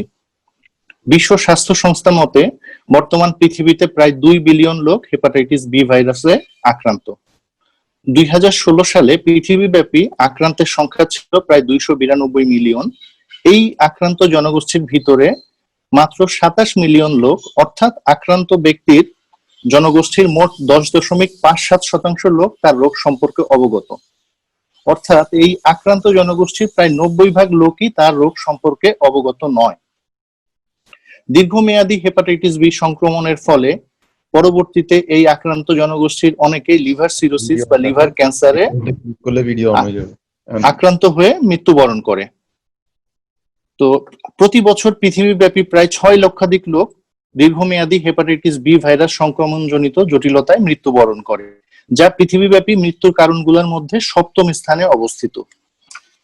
তাই এই লক্ষ্য অজানা রোগীদেরকে খুঁজে বের করা এবং তাদের চিকিৎসা সেবার আওতায় নিয়ে আসাটা অত্যন্ত জরুরি। এই লক্ষ্য অজানা রোগীদেরকে খুঁজে বের করার জন্য আমি মনে করি প্রথম পদক্ষেপ হলো বেশি সংখ্যক লোকজনকে রোগ শনাক্তকরণ পরীক্ষায় সম্পৃক্ত করা। এই জন্যই আমি মনে করি সকল গর্ভবতী মহিলাকে, সরকারি হাসপাতালে ভর্তিকৃত সকল রোগীকে, বেসরকারি হাসপাতাল, ক্লিনিক বা ডায়াগনস্টিক সেন্টারে সেবা নিতে আসা সকলকে এবং ঝুঁকিপূর্ণ জনগোষ্ঠী যেমন স্বাস্থ্যকর্মী, মাদকাসক্ত, রক্তগ্রহীতা এবং আক্রান্ত ব্যক্তির নিবিড় সংস্পর্শে আসা যে সকল ব্যক্তিবর্গ আছেন তাদের সকলকেই এই পরীক্ষার আওতায় নিয়ে আসাটা অত্যন্ত জরুরি বলে আমি মনে করি। এক্ষেত্রে সংবাদপত্র, রেডিও এবং টেলিভিশন জনসচেতনতা তৈরিতে এবং জনসম্পৃক্ততা বাড়াতে সহায়ক ভূমিকা রাখতে পারবে বলে আমি মনে করি। আমি মনে করি রোগ শনাক্তকরণ পরীক্ষাটি সম্পূর্ণ বিনামূল্যে করা উচিত এবং এই পরীক্ষাটি একদম তৃণমূল পর্যায় পর্যন্ত সহজলভ্য হওয়া উচিত। কারণ বিনামূল্যে পরীক্ষাটি করতে পারলে জনগণ এই কার্যক্রমে সক্রিয়ভাবে অংশগ্রহণ করতে উৎসাহিত এবং অনুপ্রাণিত হবে। যেমন এই ক্ষেত্রে আমি উদাহরণ হিসাবে হেপাটাইটিস বি ভাইরাসের টিকাকে জাতীয় টিকা কর্মসূচিতে অন্তর্ভুক্ত করার বিষয়টাকে আনতে পারি। যেমন দেখা যায় বাংলাদেশে ইপিআই টিকাতে হেপাটাইটিস বি কে অন্তর্ভুক্ত করা হয় 2004 সালে। Global health observatory data report অনুযায়ী 2003 সাল পর্যন্ত শিশুদের মধ্যে টিকা প্রাপ্তির হার ছিল 5%। কিন্তু বর্তমানে দেখা যায় যে এই টিকাকে, হেপাটাইটিস বি টিকাকে ইপিআই কর্মসূচিতে অন্তর্ভুক্তির ফলে বর্তমানে প্রায় 95% শিশু টিকা প্রাপ্ত হয়েছে, এবং এটা শুধুমাত্র সফল হয়েছে সরকারি কার্যক্রমটাকে এটা ইপিআই কর্মসূচিতে অন্তর্ভুক্ত করা এবং বিনামূল্যে এই প্রক্রিয়াটা করার মাধ্যমে। তাই আমি মনে করি একইভাবে যদি আমরা এই হেপাটাইটিস বি শনাক্তকরণ পরীক্ষাটি যদি সহজ সুলভ মূল্যে বা বিনামূল্যে করতে পারি এবং একদম প্রত্যন্ত পর্যায় পর্যন্ত এটাকে অ্যাভেলেবল করতে পারি, তাহলেই আমরা আমাদের এই অভিষ্ট লক্ষ্যে পৌঁছাতে পারবো এবং আমরা আমাদের এই যে লক্ষ্য অজানা রোগী রয়েছে তাদেরকে আমরা শনাক্ত করতে সক্ষম হব। এই ক্ষেত্রে আমি মনে করি স্বাস্থ্যকর্মী, সমাজকর্মী, সরকারি এবং বিভিন্ন বেসরকারি যে সংগঠনগুলো রয়েছে তাদের মধ্যে সমন্বিত উদ্যোগ অত্যন্ত জরুরি। তাহলেই আমরা আমাদের যে অভিষ্ট লক্ষ্য সেটা অর্জন করতে সক্ষম হব। সবশেষে আমি সকলকে ধন্যবাদ জানিয়ে এবং সবার সুস্বাস্থ্য কামনা করে শেষ করছি। আসসালামু আলাইকুম। ধন্যবাদ ডক্টর নাজবুল হাসান। প্রিয় দর্শক, আপনারা দেখছেন ভার্চুয়াল গোল টেবিল। আমাদের আজকের গোল টেবিলের বিষয় হেপাটাইটিস নির্মূলে আসুন খুঁজি লক্ষ্য অজানা রোগীদের। এই আয়োজন যৌথভাবে আমরা করেছি প্রথম আলো এবং হেপাটোলজি সোসাইটি ঢাকা বাংলাদেশের উদ্যোগে। এ পর্যায়ে আমাদের সঙ্গে আলোচনায় যুক্ত হচ্ছেন অধ্যাপক মোহাম্মদ আবু সাইদ, সহসভাপতি হেপাটোলজি সোসাইটি ঢাকা বাংলাদেশ। আপনার কাছে আমরা জানতে চাই যে হেপাটাইটিস বি এবং সি এর চিকিৎসা সুবিধা বাংলাদেশে কি কি ধরনের আছে, এটি উন্নত করতে আপনার পরামর্শ কি? হ্যাঁ, সবাইকে সালাম দিয়ে আমার কথা শুরু করছি। হেপাটাইটিস বি এবং সি দুটো ভাইরাস। হেপাটাইটিস বি ভাইরাস হলো ডিএনএ ভাইরাস এবং সি হলো আরএনএ ভাইরাস। তো হেপাটাইটিস বি ভাইরাসের চিকিৎসার একটা মূল উদ্দেশ্য আছে। উদ্দেশ্যটা কি বা টার্গেটটা কি, সেটা হলো আক্রান্ত রোগীর যদি চিকিৎসার দিয়ে আমরা হেপাটাইটিস বি ভাইরাসকে নির্মূল করতে পারি, সংখ্যা কমিয়ে আনতে পারি, তাহলে লিভার যে হেপাটাইটিস বির কারণে লিভারের যে পরিণতি, liver cirrhosis, liver failure, liver cancer, সেটা অনেকাংশে কমে যায় এবং হয় না, মুক্তি পাওয়া যায়। এই উদ্দেশ্যটা সামনে নিয়েই আমরা হেপাটাইটিস বি রোগের চিকিৎসা এবং সি রোগের চিকিৎসা করি। এখন হেপাটাইটিস বি রোগীগুলো আমাদের কাছে প্রধানত ধরা পড়ে এইচবিএসসি পজিটিভ নিয়ে। যখনই এইচবিএসসি পজিটিভ হয় তখন লোকজন আতঙ্কিত হয়ে যায়, বোধহয় আর বাঁচবে না। আসলে কিন্তু ঘটনাটা তা নয়। হেপাটাইটিস বি আক্রান্ত এইচবিএসসি পজিটিভ রোগীদের মধ্যে পরিসংখ্যানে দেখা গেছে 80 to 85% রোগীর কোনো চিকিৎসা প্রয়োজন হয় না। অন্তত মাত্র 10 থেকে 15% রোগীদের চিকিৎসা প্রয়োজন হতে পারে, হয়। আচ্ছা, কেন চিকিৎসা প্রয়োজন হয় না? সেটা হলো আমরা দেখি ইনফ্লামেশন, মেডিকেল ভাষায় বলা হয় ইনফ্লামেশন। ইনফ্লামেশন মানে লিভারের প্রদাহ, লিভার ইনজুরি বা সাদা মাটা কথায় লিভার ইনজুরি। লিভারের যদি ক্ষতি হয়, ইনফ্লামেশন হয়, তার প্রদাহ হয়, তাহলে কিন্তু একমাত্র ওষুধের প্রয়োজন হয়। তো সেটা আমরা বুঝি কেমন করে? আমরা সাধারণত ব্লাড টেস্ট করি, লিভার ভাইরাল কতগুলা প্রোফাইল করি, লিভার এনজাইম গুলো দেখি, আল্ট্রাসাউন্ড করি, ইভেন ডিএনএ টেস্ট করি, ফাইব্রো স্ক্যান করি, কিছু কিছু ক্ষেত্রে বায়োপসিও করা লাগে, প্রয়োজন হয়। তো এখানে যদি ওই যে বললাম 80% রোগীদের এগুলার কোনো রকমের খারাপ কিছু পাওয়া যায় না, তাদেরকে আমরা ইনএক্টিভ ক্যারিয়ার বা অথবা সাইলেন্ট ক্যারিয়ার বলি, এবং তাদের কোনো অ্যাক্টিভ চিকিৎসার প্রয়োজন হয় না। শুধুমাত্র তাদেরকে ফলো আপ করলেই তারা সুস্থ থাকে, তারা ভালো থাকে, এবং এইভাবে হয়তো সারা জীবনই তারা থাকতে পারে। এখন আসা যাক ওই যে 10 to 15% যারা সংক্রমণিত, যাদের ইনফ্লামেশন চলছে, যাদের লিভার ইনজুরি হচ্ছে, তারাই একমাত্র টার্গেটেড রোগী। তাদেরকে ওষুধ দিতে হয়, চিকিৎসা দিতে হয়। এখন আসি আমরা চিকিৎসার জন্য। চিকিৎসা করতে গেলে দুই ধরনের চিকিৎসা, একটা হলো ইনজেকশন, একটা হলো খাবার বড়ি। ইনজেকশন কিন্তু একটা সুনির্দিষ্ট সময় পর্যন্ত দিতে হয়, প্রায় 48 সপ্তাহ, প্রায় 1 বছরের কাছাকাছি সপ্তাহে একটা করে ইনজেকশন দেয়। ইনজেকশনের কিন্তু অনেক দাম, ইনজেকশনের কিন্তু সাইড এফেক্ট অনেক বেশি, আবার সাকসেস রেটও 50-50, হতেও পারে নেগেটিভ, নাও হতে পারে। আজকাল ইনজেকশনের চাইতে উন্নত বিশ্ব, আমাদের দেশও, আমরা কিন্তু বডির দিকেই ঝোঁক বেশি রুগীরা। এবং এটা জেনে খুশি হবেন যে উন্নত বিশ্বে যেরকম হেপাটাইটিস বির যে ওষুধ, বিশেষ করে দুই ধরনের ওষুধ, এন্টাকাভির এবং টেনোফোভির ডিফিবক্সেল এবং টেনোফোভির এলাফেনাইড, এগুলো কিন্তু বাংলাদেশে অনেকগুলো ফার্মাসিউটিক্যাল তৈরি করছে এবং সুলভ মূল্যে আমাদের দেশে পাওয়া যায়। তো এগুলো ট্যাবলেট একটা করে বলি দৈনিক খেতে হয়, তবে এবং সাইড এফেক্ট নাই বললেই চলে, দীর্ঘদিন খেতে হয়। এখন দেখা গেছে প্রায় 80% রোগী দীর্ঘদিন খেলে পরে নেগেটিভ হয়ে যায়, অনেক সময় এইচবিএসজি পর্যন্ত নেগেটিভ হয়ে যায়। এটা একটা আশার খবর। আর হেপাটাইটিস সি সম্বন্ধে বলতে গেলে, হেপাটাইটিস সি আমি আগেই বলেছি, এটা আরএনএ ভাইরাস। আমরা এই রোগটাকে শনাক্ত করি আরএনএ মানে টেস্ট করে, এসিবি আরএনএ করি, ওটাতে পজিটিভ আসলে পরে ওটার সংখ্যা দেখায় আদৌ পজিটিভ আছে কিনা এবং কতটুকু পরিমাণ ভাইরাস আছে, লোড আছে, সেটা দেখা যায়। এবং এটা চিকিৎসা 2014 সালের আগ পর্যন্ত ছিল ইন্টারফেরন ইনজেকশন। দেখা গেল এটা ইন্টারফেরন এবং দীর্ঘদিন দিতে হইতো। এটা আগেই বলেছে, এটা সাইড এফেক্ট অনেক বেশি, দাম অনেক বেশি, প্রায় 10 লাখ টাকার মতো, এবং রোগীরা অনেক সময়, বেশিরভাগ রোগী নিতে পারতো না। এখন কিন্তু যে ওষুধ খাওয়ার বড়ি আবিষ্কৃত হয়েছে 2014 সালের পরে, সেই ওষুধটা অত্যন্ত অ্যাক্টিভ এবং অত্যন্ত ভালো, এটা সাইড এফেক্ট নাই বললেই চলে। এবং এই ওষুধের নাম হলো সবুজবুবির, ভ্যালপাটাসভির অথবা সবুজবুবির, লেডিবাসভির। এই দুটো ওষুধই বেশিরভাগ আমাদের দেশে ইউজ হয় এবং এটা ফিক্সড একটা ট্যাবলেটের মধ্যে দুটো ওষুধ একসাথে একটা বড়ি করে খেলেই সারাদিনই হয়ে যায়। এখানে আরেকটা ইম্পর্টেন্ট কথা হলো, দুইটা ভাগে ভাগ করে নিয়ে আমরা হেপাটাইটিস সি ভাইরাসের আক্রান্ত রোগীকে, এটা কি সিরোসিস আছে কি নাই। যদি সিরোসিস না থাকে তাহলে মাত্র 12 সপ্তাহ, মাত্র 84 ট্যাবলেট, 84টা ট্যাবলেট খেলে পরে রোগী 95 to 98, ইভেন 100% রোগী সুস্থ হয়ে যায়। আর যাদের সিরোসিস আছে তাদেরকে 24 সপ্তাহ দিতে হয়। এই ওষুধগুলো তারাও খুব ভালো এবং ওষুধ কাজ করে এবং নেগেটিভ হয়ে যায়। এই ওষুধেরও সাইড এফেক্ট খুবই কম এবং এটা মনিটর করাও খুব সহজ। অনেকগুলো রোগী, ইভেন কিডনি রোগী, তারাও এই ওষুধ খেতে পারে। লিভার ট্রান্সপ্লান্টের আগের রোগী তারাও খেতে পারে। কাজেই হেপাটাইটিস সি, আগে আমরা যেটাকে নিয়ে খুব হতাশায় ভুগতাম যে রোগ ভালো হয় না, কিন্তু এখন দেখছি যে বিএসএতে সি এর রোগীর ওষুধ খেয়ে তার সুস্থতা, তার সুস্থ হওয়ার হার অনেক অনেক বেশি। এদিকে আমাদের আসার কথা। তো সংক্ষেপে এইটুকুই হেপাটাইটিস বি এবং সি সম্বন্ধে চিকিৎসা। আমার কথা শোনার জন্য সবাইকে ধন্যবাদ। ধন্যবাদ অধ্যাপক আবু সাইদ।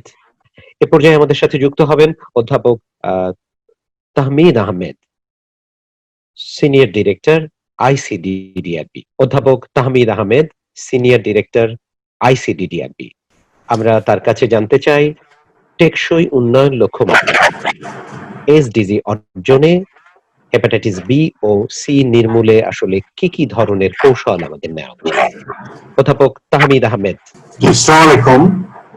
আমি প্রথমেই শ্রদ্ধেয় শিক্ষক অধ্যাপক মবিন খান স্যার, অধ্যাপক নজরুল ইসলাম স্যার, আপনি সঞ্চালক এবং আমার সহযোগী সবাইকে শুভেচ্ছা জানাই এবং আমার সংক্ষেপে বক্তব্য আমি স্টার্ট করছি।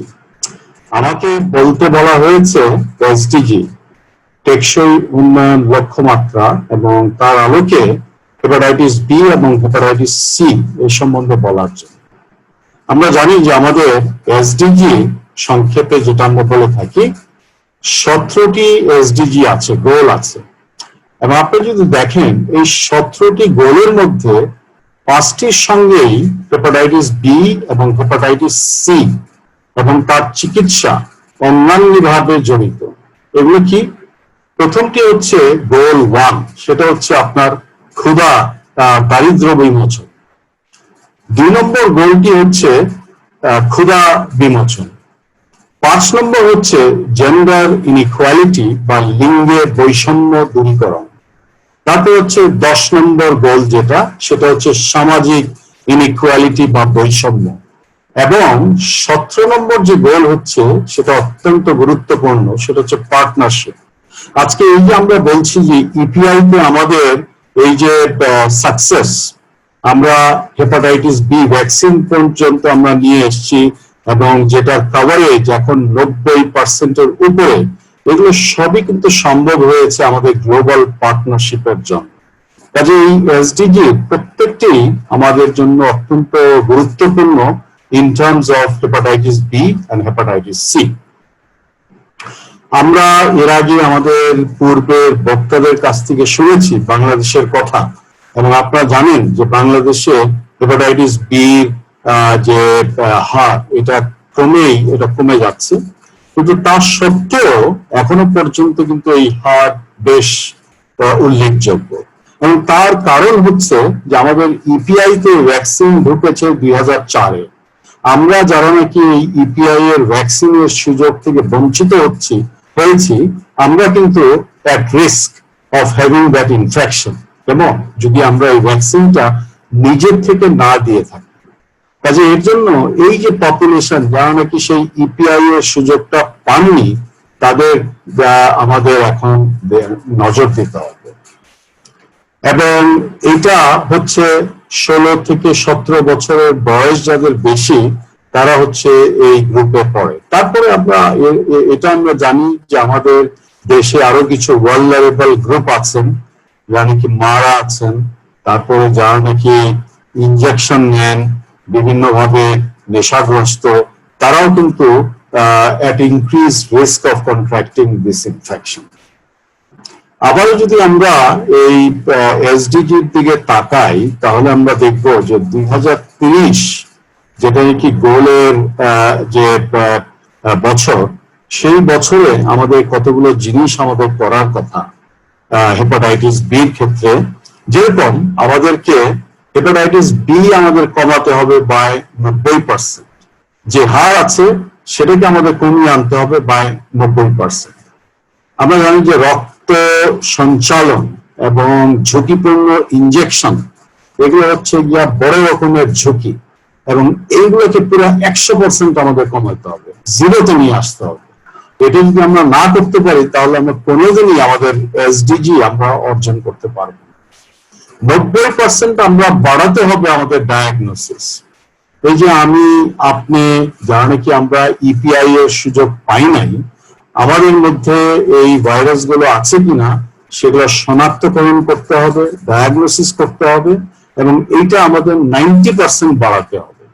যদি গড ফরবিড আমাদের মধ্যে যদি ইনফেকশন থেকে থাকে, তাহলে আমাদের এটার 80% ক্ষেত্রে আমাদের এই চিকিৎসার ব্যবস্থা করতে হবে। পুরোটা করতে পারলে তো খুবই ভালো, 100%। যদি না করতে পারি, তাহলে এসডিজি আমরা যদি হাসিল করতে চাই, তাহলে অ্যাটলিস্ট 80% পর্যন্ত আমাদেরকে এটা বাড়াতে হবে।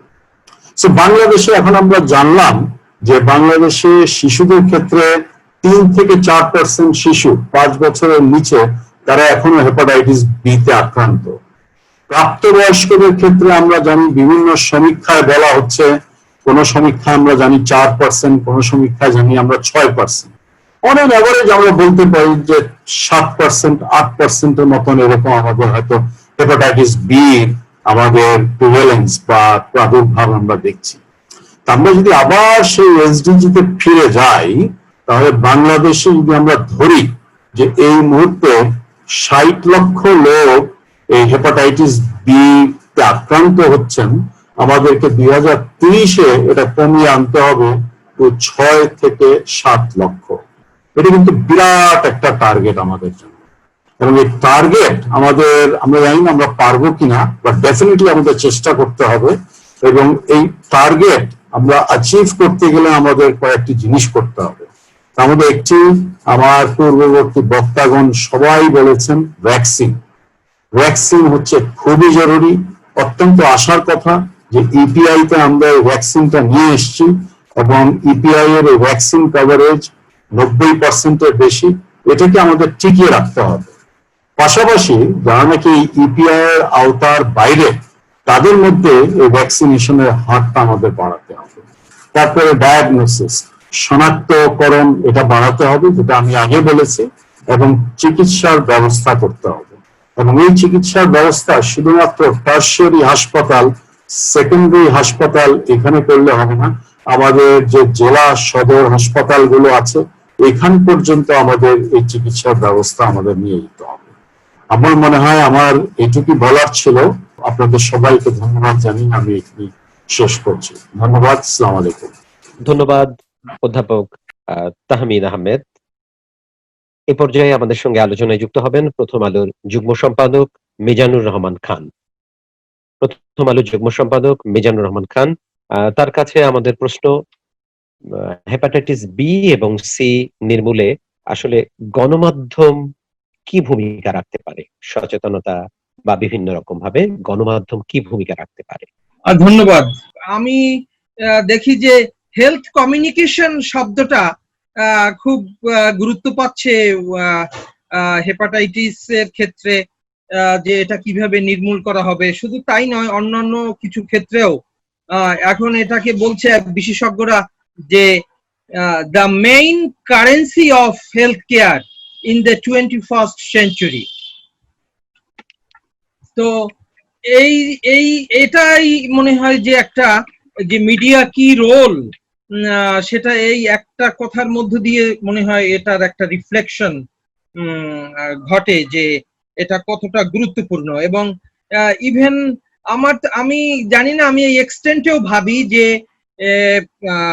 করোনার যে স্ট্র্যাটেজি, করোনাকে মোকাবেলার জন্য আমি অনেকগুলো মিল দেখি, যে এটা silent epidemic, only early detection এবং access to treatment, highly infectious, 80% চিকিৎসার দরকার পড়ে না। তো এই কৌশলগুলো সঙ্গে, যেহেতু করোনার সঙ্গে এখন একটা আমরা করোনার কাল ফেস করছি, এই দুটোকে কোনোভাবে রিলেট করা যায় কিনা। যেমন বিশেষ করে হচ্ছে যে আপনি দুই একটা পয়েন্ট আমি খুব বলতে চাই, যে বিশেষজ্ঞরা এখানে বলেছেন যে টেস্ট করার কথা। এখন তৃণমূল পর্যায়ে টেস্ট করাটা একটা গুরুত্বপূর্ণ। এখন আমরা টেস্টের যে সাম্প্রতিক অভিজ্ঞতা, সেটা থেকে কাজে লাগিয়ে যদি আমরা দেখি যে তৃণমূলে মানে তো হচ্ছে যে ইউনিয়ন পর্যায়ে ডায়াগনোসিস সেন্টার করা। এখন আপনি এই যে একজন বিশেষজ্ঞ যিনি এই যে আপনার 9 ধরনের আল্ট্রাসোনোগ্রাম সহ 9 ধরনের আমি টেস্টের নাকি একটা দেখতে। এখন দেখেন এটার দাম, আমি একটা হিসেব বললাম 3000 টাকা, 2500 থেকে 3000 টাকা লাগে। তো এখন জিনিসটা হচ্ছে যে আপনি দেখেন যে করোনার ক্ষেত্রে আমরা যেটা দেখেছি, মানুষকে মানে তাকে ট্রিট করা, এবং এক্ষেত্রেও যে 10 জনের মধ্যে 9 জনই সে জানে না। তো এই জায়গাটার ক্ষেত্রে এই স্ট্র্যাটেজিটা নেয়া, এবং এইখানে যদি মিডিয়া এই 10 জনকে কি করে, মানে অর্থাৎ এখানে তো আমি তো দেখি এক অর্থে যে হেলথ কমিউনিকেশনটা আপনার এই ট্রিট করা বা কিওর, বা মানে আপনি কাউকে, অর্থাৎ হচ্ছে যে আপনি যদি আগেই তাদেরকে, মানে এটা ঠিক ইয়ের মতো, আপনি করোনায় আক্রান্তই হলেন না, তাহলে আপনাকে আর হসপিটালে যাওয়া, আপনার আইসিইউ লাগা, এইসব জিনিসগুলো সব হেলথ ওয়ার্কারদের উপর এই চাপটা কমে যায়। সুতরাং আমি তো দেখি যে এখানে মিডিয়ার রোলটা সব থেকে বেশি গুরুত্বপূর্ণ। এবং এই নাইজেরিয়া একটা স্টাডি হয়েছিল 2017 সালে, সেখানে দেখা গেছে যে এই হেপাটাইটিস এর বিষয়ে 62% নাইজেরিয়ার 4টা শীর্ষ দৈনিকে মাধ্যমে নাইজেরিয়ার 62% পপুলেশন প্রথম জানতে পেরেছে, আর 42% জেনেছে ইন্টারনেটে। সুতরাং এখন এই সময়টা এই যে অ্যাওয়ারনেস বিল্ডিং এর ক্ষেত্রে আপনি দেখেন করোনায় যেভাবে আমরা কিন্তু এই রকমের ক্যাম্পেইন, এই ধরনের মিডিয়া ফোকাসড, যে মেইন স্ট্রিম মিডিয়া সবাই বলছে প্রতিনিয়ত যে কি করে এটাকে প্রিভেন্ট করা যাবে, কি কি করতে হবে। আমার মনে হয় যে হেপাটাইটিস হেপাটাইটিসও আমাদের এমন একটা শত্রু যার সঙ্গে করোনার বহু মিল, এবং বরং করোনা এবং হেপাটাইটিসের মধ্যে আমি আর একটা দেখি যে করোনায় তাড়াতাড়ি আক্রান্ত হলে একজন মানুষ তাড়াতাড়ি মরে যাচ্ছে, কিন্তু হেপাটাইটিসে আপনি যদি আক্রান্ত হন, বিশেষ করে সিতে, তাহলে পরে আপনি আপনার কর্মক্ষমতা চলে গেল, আপনি সমাজ পরিবারের উপরে বার্ডেন হলেন দীর্ঘ সময়ে। আপনি বেঁচে থাকলেন, আপনি এত তাড়াতাড়ি মারা যাচ্ছেন না, কিন্তু ভয়াবহতাটা কিন্তু অনেক বেশি। আপনি সার্বিকভাবে সবার জন্য একটা বিপদ বয়ে আনছেন। সুতরাং আজকের করোনা যে কৌশলে করোনা নিয়ে আজকে তাড়াতাড়ি মারা যায় দেখে আমাদের মিডিয়া সেন্সিটাইজ হয়েছে, সারা বিশ্বেই হয়েছে। তো এই স্ট্র্যাটেজিটাকে কি করে যুক্ত করা যায়, এই হেলথ কমিউনিকেশনটাকে কিভাবে গড়ে তোলা যায়, সেইটা আমি বলবো যে সেই বিষয়ে বিশেষজ্ঞ যারা আছেন এখানে তারা সেই বিষয়টার দিকে একটুখানি বিশেষ মনোযোগ দিবেন। আর একটা বড় জায়গা হচ্ছে যে এখানেও হচ্ছে যে এই যে নবজাতক, এবং এটা যেহেতু অত্যন্ত গুরুত্বপূর্ণ, এখানেও আমি দেখেছি যে এই যে আপনার যে অ্যান্টিবডি টেস্টটা, এটার দাম প্রায় 3000 টাকা। তো এখন একটা মা আমাদের দেশে এখানে এই পরিমাণ টাকা সে দিবে কিনা, তাইলে পরে এটা আমরা বাইরে থেকে এটা আনতে হয়। তো আমি ডক্টর বিজন কুমার শীলের সাথে কথা বললাম যে এটা এই হেপাটাইটিসের টিকা বা হেপাটাইটিসের এই অ্যান্টিবডি টেস্ট, এই সব বিষয়গুলো আমরা নিজেরা করতে পারি কিনা। উনি বললেন যে এটা সম্ভব, যেহেতু একটা দীর্ঘমেয়াদী বিষয় এবং আমরা একটা লার্জ স্কেল একটা আমাদেরকে যেতে হবে ট্রিট করার ক্ষেত্রে।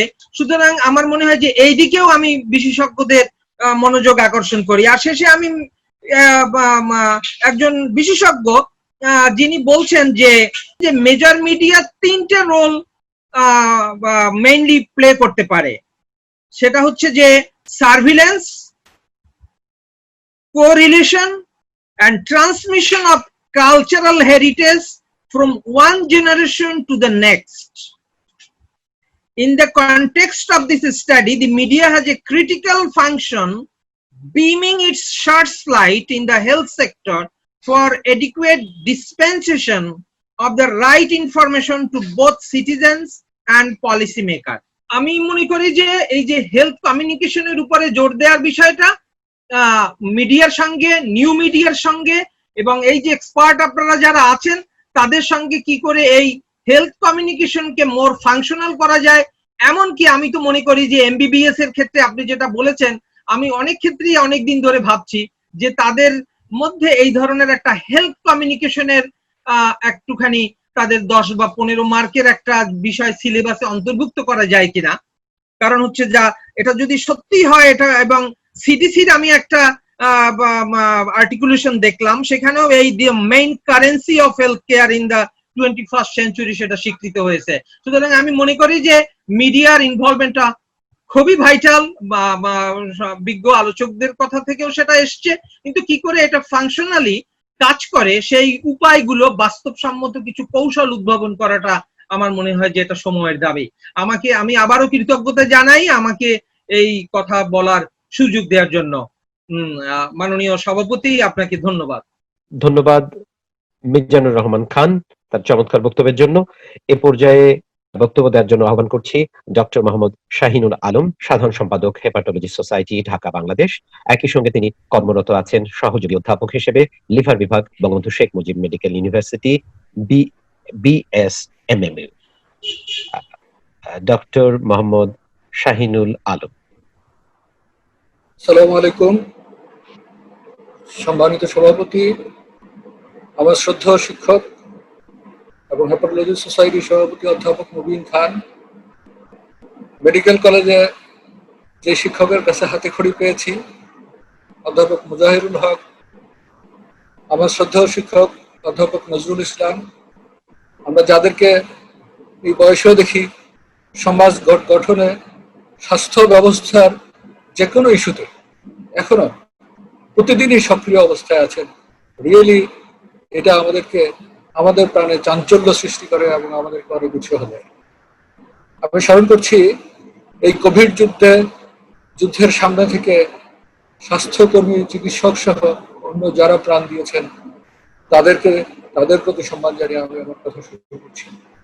আমাদের এই সোসাইটির প্রতিষ্ঠাতা সহ সভাপতি অধ্যাপক খুরশিদ আলম স্যার, এই মাসেই মারা গিয়েছিলেন। আমি তার রুহের মাগফিরাত কামনা করছি। আজকে ওয়ার্ল্ড হেপাটাইটিস ডে আগামীকালকে পালিত হবে। আমরা আজকের এই আলোচনা 20 সালের এই আলোচনা, এটা ওয়ার্ল্ড হেপাটাইটিস অ্যালায়েন্স যেই এই ডেটা পালন করা শুরু করে, তাদের থিম হচ্ছে ফাইন্ড দ্য মিসিং মিলিয়ন। আর ওয়ার্ল্ড হেলথ অর্গানাইজেশনের থিম হচ্ছে হেপাটাইটিস ফ্রি ফিউচার। সারা পৃথিবীতে ওয়ার্ল্ড হেলথ অর্গানাইজেশন সহ তারা 2030 সালের মধ্যে হেপাটাইটিস নির্মূলে কিছু নীতিমালা বা সুপারিশ করে থাকে। আর নিজ নিজ দেশের প্রফেশনাল অর্গানাইজেশনগুলো সেটাকে নিজ দেশের প্রেক্ষাপটে কিছুটা মডিফিকেশন করে থাকে। সেক্ষেত্রে আমাদেরও কিছু বক্তব্য আমরা গতবারও তুলে ধরেছিলাম এবং প্রথম আলোর মাধ্যমে এবারও আমরা তুলে ধরছি। আগামীতেও আমরা মাস মিডিয়ার সাথে জনসচেতনতা এবং রাষ্ট্রীয় নীতি নির্ধারণে ভূমিকা রাখার জন্য আমরা কিছু সুপারিশমালা এখানে বলব। আজকে যে আলোচনা হয়েছে সেখান থেকে নির্যাস থেকেই সেগুলি তৈরি করা হয়েছে। হেপাটোলজি সোসাইটি সারা দেশে হেপাটাইটিস বি এবং সি এর প্রাদুর্ভাব নির্ণয় করার জন্য একটি গবেষণা করেছিল। তাতে দেখা গেছে বাংলাদেশে প্রায় 1 কোটি মানুষ হেপাটাইটিস বি অথবা সি ভাইরাসে আক্রান্ত, যেটা ইপিআই এর আগের চাইতে হেপাটাইটিস বি অনেক কমেছে। এই প্রোগ্রামের আগে এটা 8 এর উপরে ছিল, এখন সেটা 4 বা 5 এর মধ্যে আছে। আর এই সোসাইটির আরেকটি গবেষণায় শিশুদের মধ্যে এটা 3 ভাগের মতো রয়েছে। তার মানে আমরা ক্রমহ্রাসমান, এটা আমাদের জন্য খুবই খুশির বিষয়।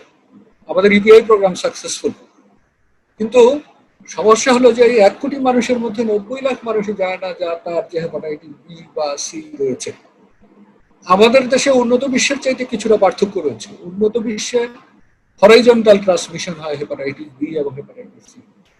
আপনারা শুনেছেন যে আমাদের গাইনি বিশেষজ্ঞ বলেছেন যে আমাদের দেশে 90% সময়েই শিশুরা মায়ের কাছ থেকে হেপাটাইটিস বি তে আক্রান্ত হন। এই জায়গাটাই আমাদের আগামী দিনে হেপাটাইটিস বি নির্মূলে ভূমিকা রাখা প্রয়োজন। সেটি হচ্ছে আমাদের ইপিআই প্রোগ্রামে কিন্তু আমরা হেপাটাইটিস বির টিকা দিচ্ছি 6 সপ্তাহের সময়, কিন্তু আমাদের শিশুরা মায়ের কাছ থেকে পেয়ে যাচ্ছে এই 6 সপ্তাহের আগে। পৃথিবীর বেশ কিছু দেশের মধ্যে যদি আমরা হেপাটাইটিস বির ভ্যাকসিনটি জন্মের সাথে সাথে দিতে পারি, তাহলে আমাদের এই মায়ের কাছ থেকে বাচ্চাদের ছড়ানোর হারটা অনেক কমে করি এবং নির্ণয় করতে পারি এবং তাদেরকে যদি চিকিৎসা দিতে পারি, তাহলে আমাদের এই বিয়ের প্রাদুর্ভাবটা 5 থেকে সহজেই 2 এর মতো নেমে আসবে। তা না হলে কিন্তু আমরা এই 3 আর 4 এর মধ্যেই ঘুরতে থাকবো 2030 পর্যন্ত। এই জায়গাটায় যদি আমরা ইন্টারাপ্ট না করি, হেপাটাইটিস দেওয়ার মাধ্যমে একজন থেকে আরেকজনের মধ্যে ছড়ায়। আমাদের দেশে ব্লাড ট্রান্সফিউশন অ্যাক্ট বাস্তবায়িত হবার পরে আমরা অধ্যাপক মবিন খান স্যারের নেতৃত্বে 2-3টি গবেষণা করেছি। হেলথ কেয়ার ওয়ার্কারদের মধ্যে দেখেছি হেপাটাইটিস সি তাদেরই বেশি যারা বিভিন্ন সময়ে অপারেশন করেছেন বা ইনস্ট্রুমেন্টেড হয়েছেন। আমরা মাওনার গ্রামে যে হেপাটাইটিস সি ভাইরাসের প্রাদুর্ভাব দেখেছি, আবার বি এবং সি এর প্রাদুর্ভাব দেখার জন্য 2017 সালে সারা দেশব্যাপী দেখেছি। একটা ভালো দিক হচ্ছে যে আমাদের ব্লাড ট্রান্সমিশনের ব্লাড প্রোডাক্ট ট্রান্সমিশনের সি ভাইরাস সংক্রমণের হারটা কমেছে আগের চাইতে, যেহেতু মানুষ সচেতন হয়েছে। এখন পরীক্ষা করা ছাড়া কেউ ব্লাড প্রোডাক্ট ট্রান্সমিশন দেয় না।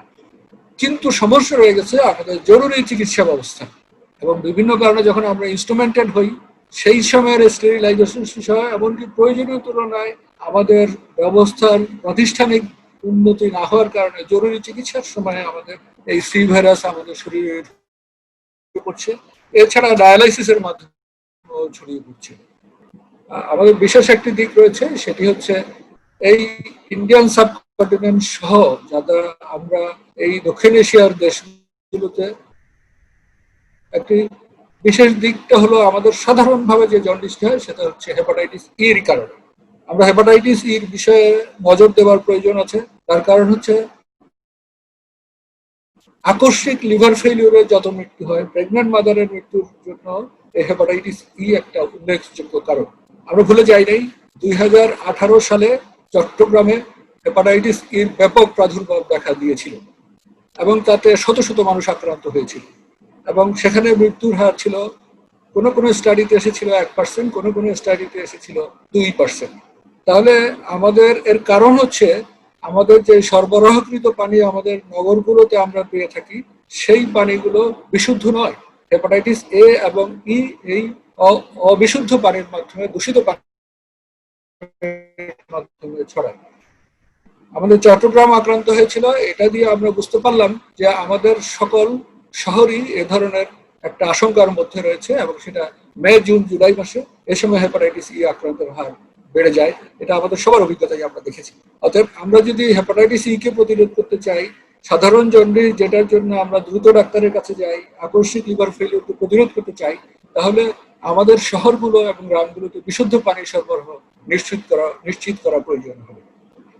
আমাদের দেশে হেপাটাইটিস বি এবং সি সহ ফ্যাটি লিভার সহ প্রায় 5 কোটি মানুষ কোনো না কোনো ভাবে ফ্যাটি লিভারে আক্রান্ত, লিভার রোগে আক্রান্ত। মাত্র দেশে লিভার বিশেষজ্ঞের সংখ্যা হচ্ছে 100 জন। অতএব আমাদের এখনই পরিকল্পনা গ্রহণ করে, একটা দীর্ঘমেয়াদী পরিকল্পনা গ্রহণ করে আমাদের 1000 জন লিভার বিশেষজ্ঞ তৈরির প্রক্রিয়া শুরু করা প্রয়োজন বা পরিকল্পনা করা প্রয়োজন। অতএব আমাদের যে সুপারিশগুলো হচ্ছে যে হেপাটাইটিস বি, এইচবি এবং অ্যান্টি-এইচসিভি পরীক্ষা সকল সরকারি হাসপাতালে বিনামূল্যে করা, কারণ আমাদের 90 লাখ মানুষের জানেই হেপাটাইটিস আছে। এই জায়গায় একটু আমরা বলতে চাই, হেপাটাইটিস এবং সি খুবই স্বল্প খরচে পরীক্ষা করা সম্ভব। 30 টাকা হলেই প্রতিজন মানুষ হেপাটাইটিস বি এবং সি। আমরা বলতে চাই, গর্ভকালীন সময়ে অস্ত্রোপচার, ডায়ালাইসিস, রক্ত বা রক্তজাত দ্রব্য গ্রহণের পূর্বে উল্লেখিত পরীক্ষাগুলো বিনামূল্যে করা প্রয়োজন। আমরা বলছি আমাদের ইপিআই প্রোগ্রামের মধ্যে হেপাটাইটিস বি এর টিকা যেটা এখন দেওয়া হচ্ছে 6 সপ্তাহে, এটাকে জন্মের পরপরই নিয়ে আসা প্রয়োজন। আমাদের যারা হেপাটাইটিস বি এবং সি তে আক্রান্ত দরিদ্র জনগোষ্ঠী, তাদেরকে সরকারের একটি কর্মসূচি আছে, স্বাস্থ্য সুরক্ষা কর্মসূচি, হেলথ সেক্টর ফিন্যান্সিং স্ট্র্যাটেজি 2012-32 যেটা চলছে, সেখানে এই স্বাস্থ্য সুরক্ষা কর্মসূচিকে আরো এক্সপ্যান্ডেড করার কথা। আমরা বলছি যে প্রান্তিক দরিদ্র জনগোষ্ঠীকে হেপাটাইটিস বি এবং সি এর চিকিৎসাটা বিনামূল্যে স্বাস্থ্য সুরক্ষা কর্মসূচির আওতায় দেওয়া করা প্রয়োজন। আমাদের সকল শহর এবং গ্রামে নিরাপদ পানি সরবরাহ নিশ্চিত করা প্রয়োজন এবং 1000 লিভার বিশেষজ্ঞ তৈরির দীর্ঘমেয়াদী পরিকল্পনা গ্রহণ করার সুপারিশ আমরা করছি।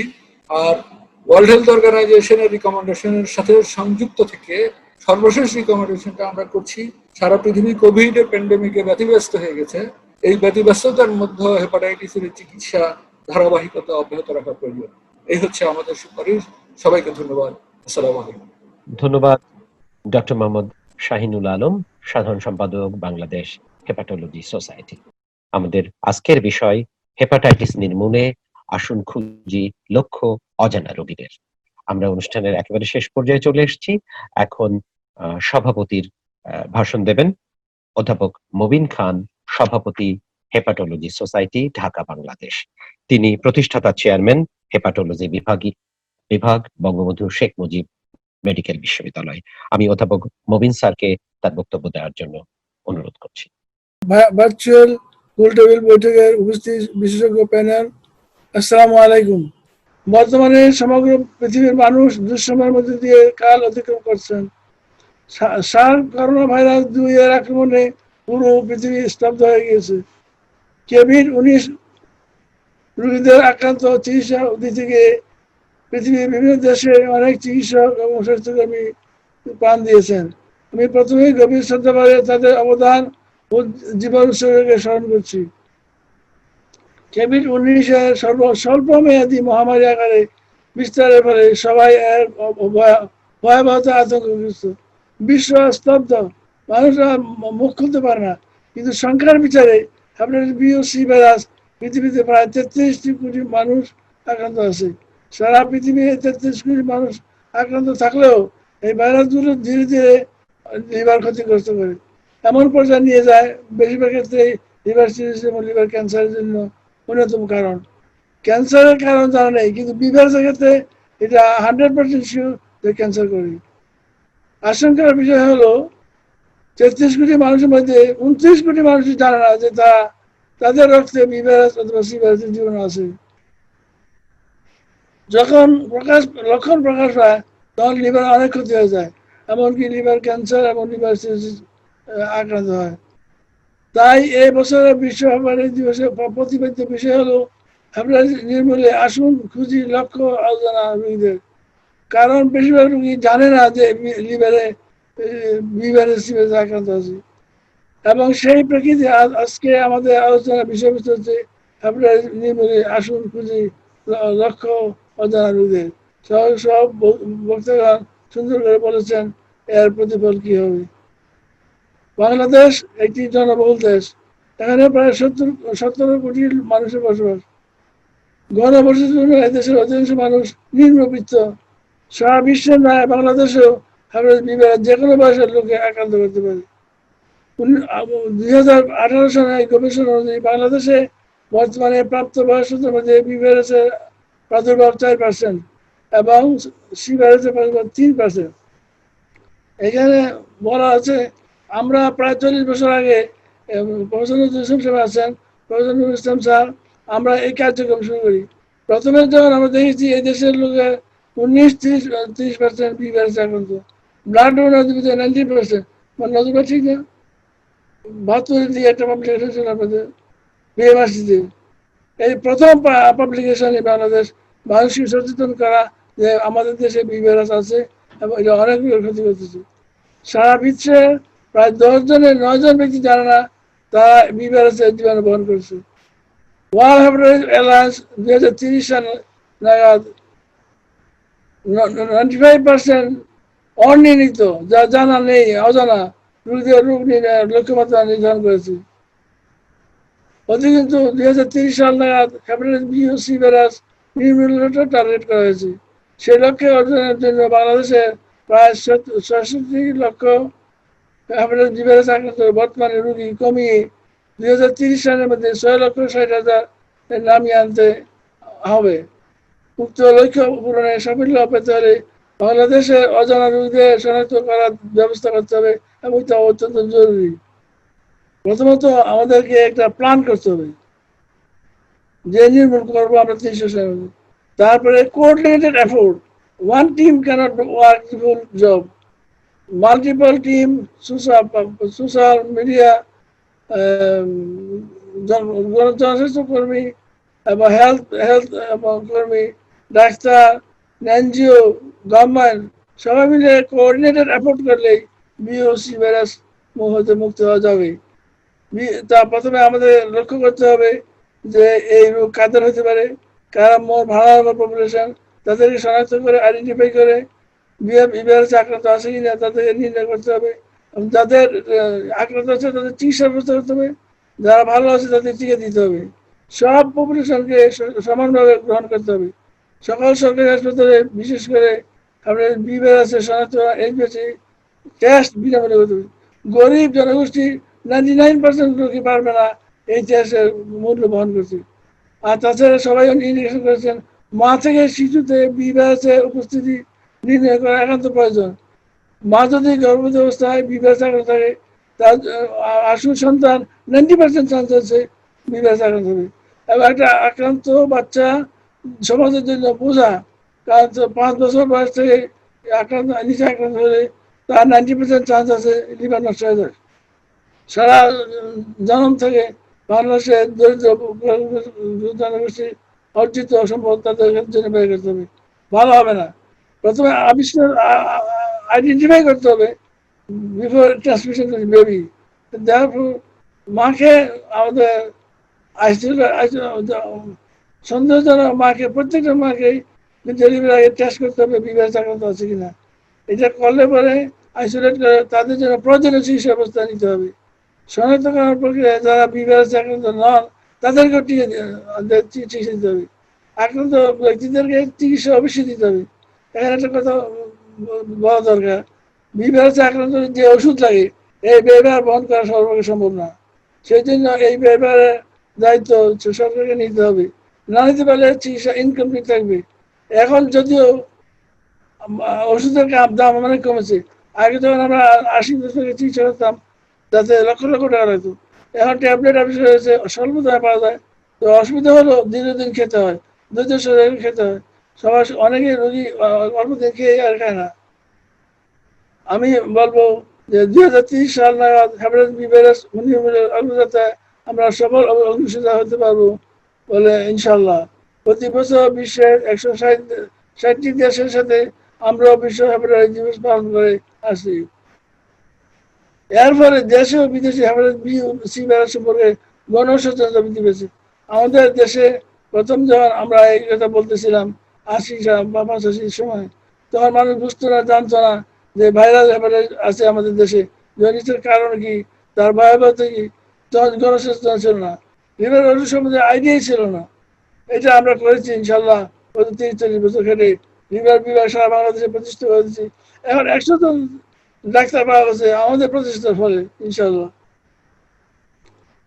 হেপাটাইটিস সোসাইটি কর্তৃক হেপাটাইটিস বি ও সি ভাইরাস নির্মূলে প্রস্তাবিত বিষয়গুলোকে আমলে নিয়ে বাংলাদেশের পাবলিক ও প্রাইভেট সেক্টর 2030 সাল নাগাদ হেপাটাইটিস নির্মূলে গুরুত্বপূর্ণ ভূমিকা রাখবে বলে আশা রাখছি। আল্লাহ হাফিজ।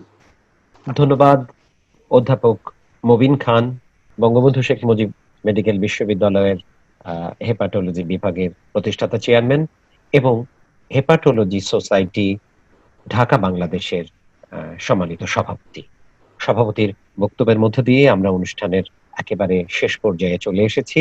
আমাদের আজকের গোলটেবিলের বিষয় ছিল হেপাটাইটিস নির্মূলে আসুন খুঁজি লক্ষ্য অজানা রোগীদের। আমাদের আলোচনায় গুরুত্বপূর্ণ যেসব কিওয়ার্ড উঠে এসেছে তার মধ্যে উল্লেখযোগ্য হচ্ছে যে দেশে প্রায় 1 কোটি হেপাটাইটিস রোগী রয়েছে, যার 50 লাখই জানেন না যে তারা হেপাটাইটিসে আক্রান্ত। এইসব রোগীদের খুঁজে বের করা খুবই জরুরি এবং এবারের আমাদের হেপাটাইটিস দিবসের স্লোগানও অনেকটা তাই। আমরা দেখেছি, আজকের আলোচনায় শুনেছি যে 90% নবজাতক মায়ের কাছ থেকেই আক্রান্ত হন। এর জন্য বিশেষ চিকিৎসার সুবিধা দরকার বলে আলোচনায় উঠে এসেছে। আমরা আজকের আলোচনায় জেনেছি যে দেশে মাত্র 100 জন লিভার বিশেষজ্ঞ রয়েছেন। এটির লক্ষ্যমাত্রা হওয়া উচিত এবং পরিকল্পনা নেওয়া উচিত যেন আমরা 1000 লিভার বিশেষজ্ঞ দেশে তৈরি করতে পারি।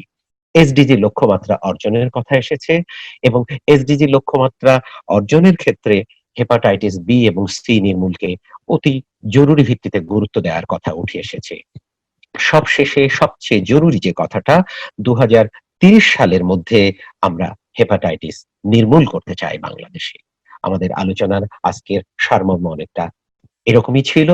আমরা আশা করি সমন্বিতভাবে কাজ করলে 2030 সালের মধ্যে বাংলাদেশ থেকে হেপাটাইটিস নির্মূল করতে পারবো। এই বলে আমাদের আজকের গোলটেবিল আয়োজন, ভার্চুয়াল গোলটেবিল আয়োজন শেষ করছি। আপনাদের দর্শক জানিয়ে রাখি, আজকের গোলটেবিল যৌথভাবে আয়োজন করা হলো প্রথম আলো এবং হেপাটোলজি সোসাইটি ঢাকা বাংলাদেশের যৌথ আয়োজনে। প্রিয় দর্শক, আপনাদের ধন্যবাদ। আমাদের অনুষ্ঠান আজকে এখানেই শেষ হচ্ছে।